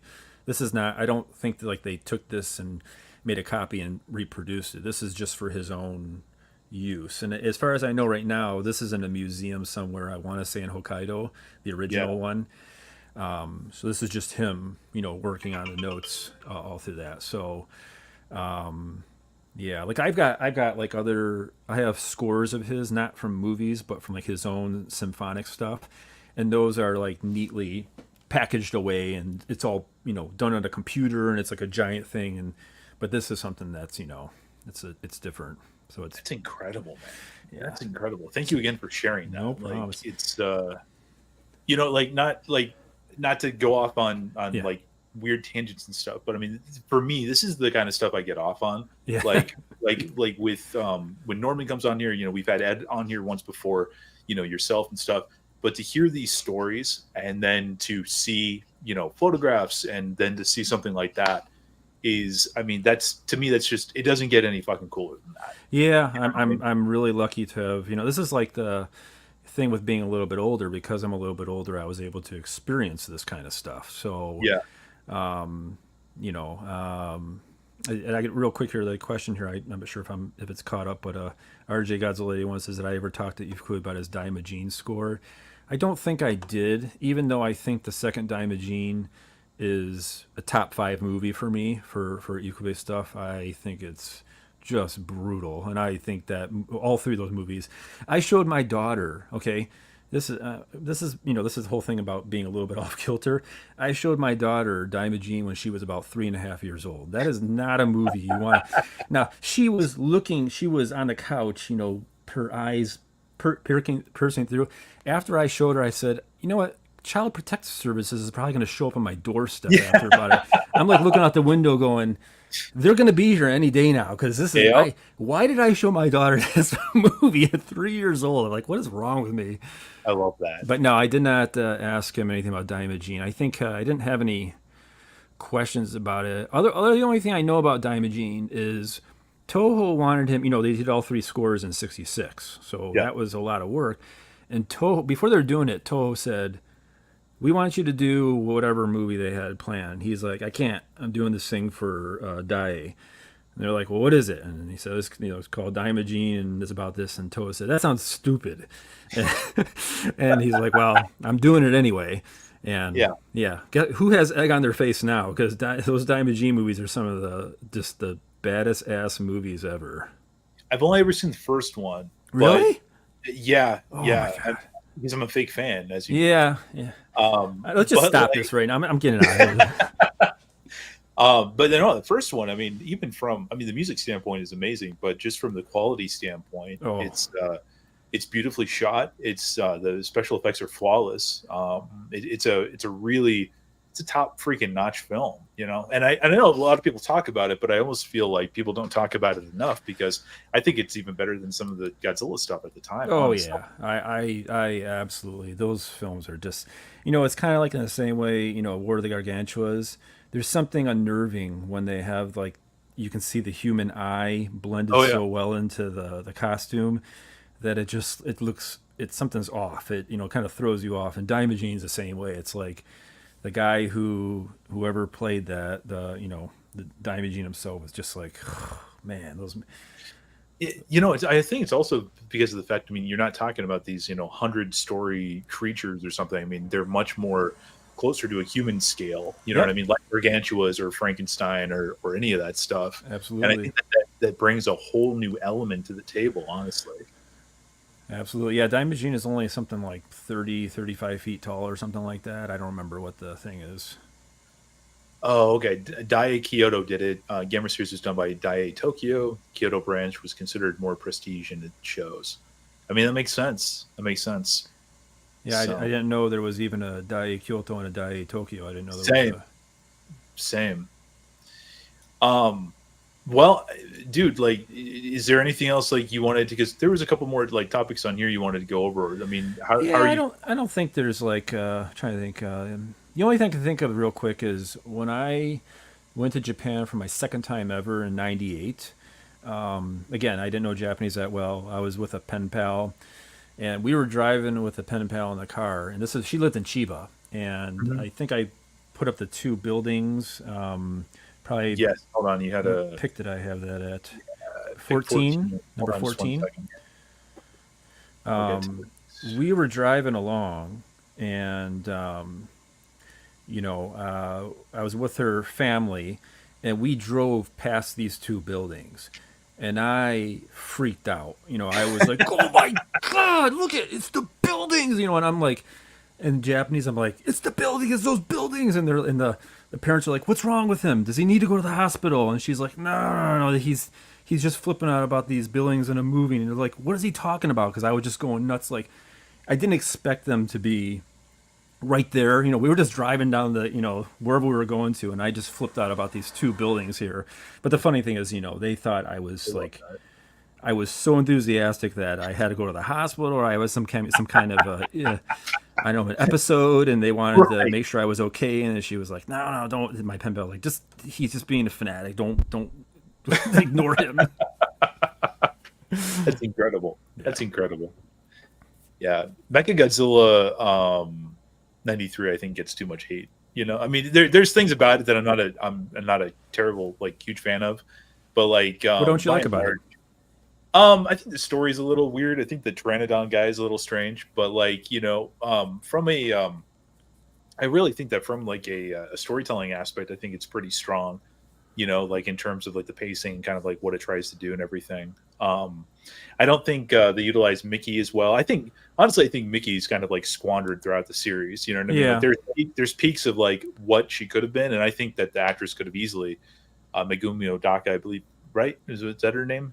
yeah, The Megumi actress. Odaka. Yep. Yeah, yeah, yeah. Like she could have carried those movies on her shoulders. You know what I mean? She honestly should have just been the main focus of Destroyer. Honestly, in my opinion. Yeah, yeah, they did kind of it was kind of a squandered opportunity, wasn't it? But 93 with Mechagodzilla, I think the optical effects are fantastic. I mean, Mechagodzilla 93, by and large, I think is still like one of the more intimidating, kind of like on screen things, especially when it comes Super Mechagodzilla. So, How old were you, Matt, when that movie came out? well, dude, I didn't actually see that movie. Gosh, that came out in 93, so I Yeah. would have been 8. But I didn't see that probably till the early 2000s. I actually found Oh, there's okay. a local video store here that actually rented out Japanese VHS tapes, and they had that one. But this was prior to TriStar releasing it, so I watched it in Japanese, and at the time it became my favorite Godzilla movie. And over time, it's still something I appreciate from time to time. But Yeah. It's interesting how times change because when that movie came out, everyone at G Fest was like, this is possibly the best Godzilla movie that ever existed. Close to Totally. the oh, it was like the way -1 is getting praise now. That was like -1 back then. We were like, oh my god, this is because the one before it, 92 Mothra. It's kind of it's lackluster, Yeah. and this was just the fight scenes were great. It had a pretty interesting story. They successfully brought back Rodan, I thought, and people were just going nuts over it. So we were all like, "Oh my god, this is incredible!" Everyone loved it. And then Space Godzilla came out, and it was like, Yeah. That movie has weirdly been getting like, I think it's just because of the fact, I think these movies for a while, it's like the fandom hates them for X amount of years, and then the people that have to go against the grain are like, this movie's actually brilliant. And I feel like because you see all this stuff with like Megalon, Smog Monster, Space Godzilla, like there's this like resurgence and this like rediscovery of like these are actually good movies, and it's like fair enough, you know what I mean? "Yep, If you like them, it's like what you're saying at the beginning of the stream. It's like, you like what you like. I'm not going to care, one thing or the other. But yeah." One of my buddies who's in the chat right now, James Strait, he's done some covers for G Fest, or not me, sorry, for G Fan, and he says the third nice. act battle is fantastic. Yeah, I think that's it. It really. Yeah, it packs a lot of action. And I guess for me, I'm kind of superficial when it comes to this stuff. Godzilla's got to look good doing it. Yeah. Everything there has to be the if you can implement it right, and I think they really implement a lot of good stuff in there. Whereas other movies like Destroyer falls a little flat because they tried to do some cool stuff and it didn't really optically didn't come off that well. So I mean, some of it did, but some of it didn't. So No, and like I said, it's something that I feel like in terms of the series, I think Mechagodzilla was kind of like the peak. You know what I mean? yeah, And weirdly, I sometimes I wonder if that's because it was scheduled to be the last film. You know yes, what I mean? Like it yes. was going to have that 2 year production cycle, but then they, you know, brought it down to a year or whatever it was. And if you Um, notice, I think it wasn't Destroy All Monsters. That was supposed to be the last one too. Something So, like that. Yeah. and every time they do that, Ifukube always comes out with a new theme that he's never done before. And I think Yeah. he's thinking this is a so in Destroy All Monsters, you got the opening dun dun dun dun dun Mhm. dun dun. It's got that chromatic thing I was talking about earlier, and then there's that new theme we never heard before. So he's like, okay, I'm done. No, not actually. You're not actually done. And then, Terror of Mechagodzilla. Okay, this is the Yeah. last one. And he comes out with a new theme for that too, which we've never heard That's before. it's a really And good point. I don't think I've ever actually thought about that before. yeah, But and no, then it's a really good point. okay, Mr. Ifukube, for real this time. 93 Mechagodzilla, it's the last one. Okay, I'll come up with this incredible dun dun dun dun dun dun dun dun, Yeah. dun beautiful majestic theme. Actually, we're gonna do what just Yeah. one. He's like, okay, this is the last one, okay, and then comes out with the death theme. So they've kind of got him on 4 different occasions, I think. That's no, yeah, but it makes sense. And the Mechagodzilla '93 theme is by far one of his best. Oh yeah, It's really incredible. It's really incredible. absolutely. Unfortunately, our chat is being overtaken by a. I'm actually going to put him in timeout because I'm sick of seeing him. Okay. But yeah, dude, it's been an absolute pleasure. I mean, we could keep on going on talking. I just don't want to take up too much of your time. No, we're good. Um, I mean, yeah, I think pretty much I exhausted everything. This is like 45 years of experiences rolled into a 2-hour stream. So I don't have anything else. I'm all tapped out pretty much. did you want to talk about the toxic positivity, or Oh, it's totally cool if you don't? yeah, no, that's fine. We can talk about that. And this is the thing like I noticed on Twitter. And I don't know if this is a younger generation thing. Maybe this is my, get off my lawn, I'm an old man type thing, but I just feel like if you criticize Godzilla in any regard, you just get lambasted, just mercilessly. And for me, it's like, Absolutely. actually, I feel like if you're not critical, then you're just willing to swallow anything they throw at you. That to me is a problem. You've got to be able to. I don't. There are certain movies that I don't like. Obviously Final Wars, and I tried watching Final Wars just recently, and I couldn't get past it. And but like another thing, like I used to think that Godzilla Raids Again was also towards the bottom, and that's because I cannot stand that really quick moving motion. I need. If you look at Gigan, super slow. Everything's full of power. All the actions are deliberate. There's massive weight behind it. But as soon as they start speeding stuff up, I don't care for it. But the whole point is, I can go back and look at that and still appreciate it. But I'm allowed to criticize that and say, hey, I don't like Charlie Chaplin type behavior from Godzilla. I want a slow, Godzilla. I don't want to see running or anything like that. And yeah, they did that in the Showa series sometimes, and I didn't like it then, even when I was a kid. I don't care for it now, but I can accept it now. But you should be able to criticize something that you don't like.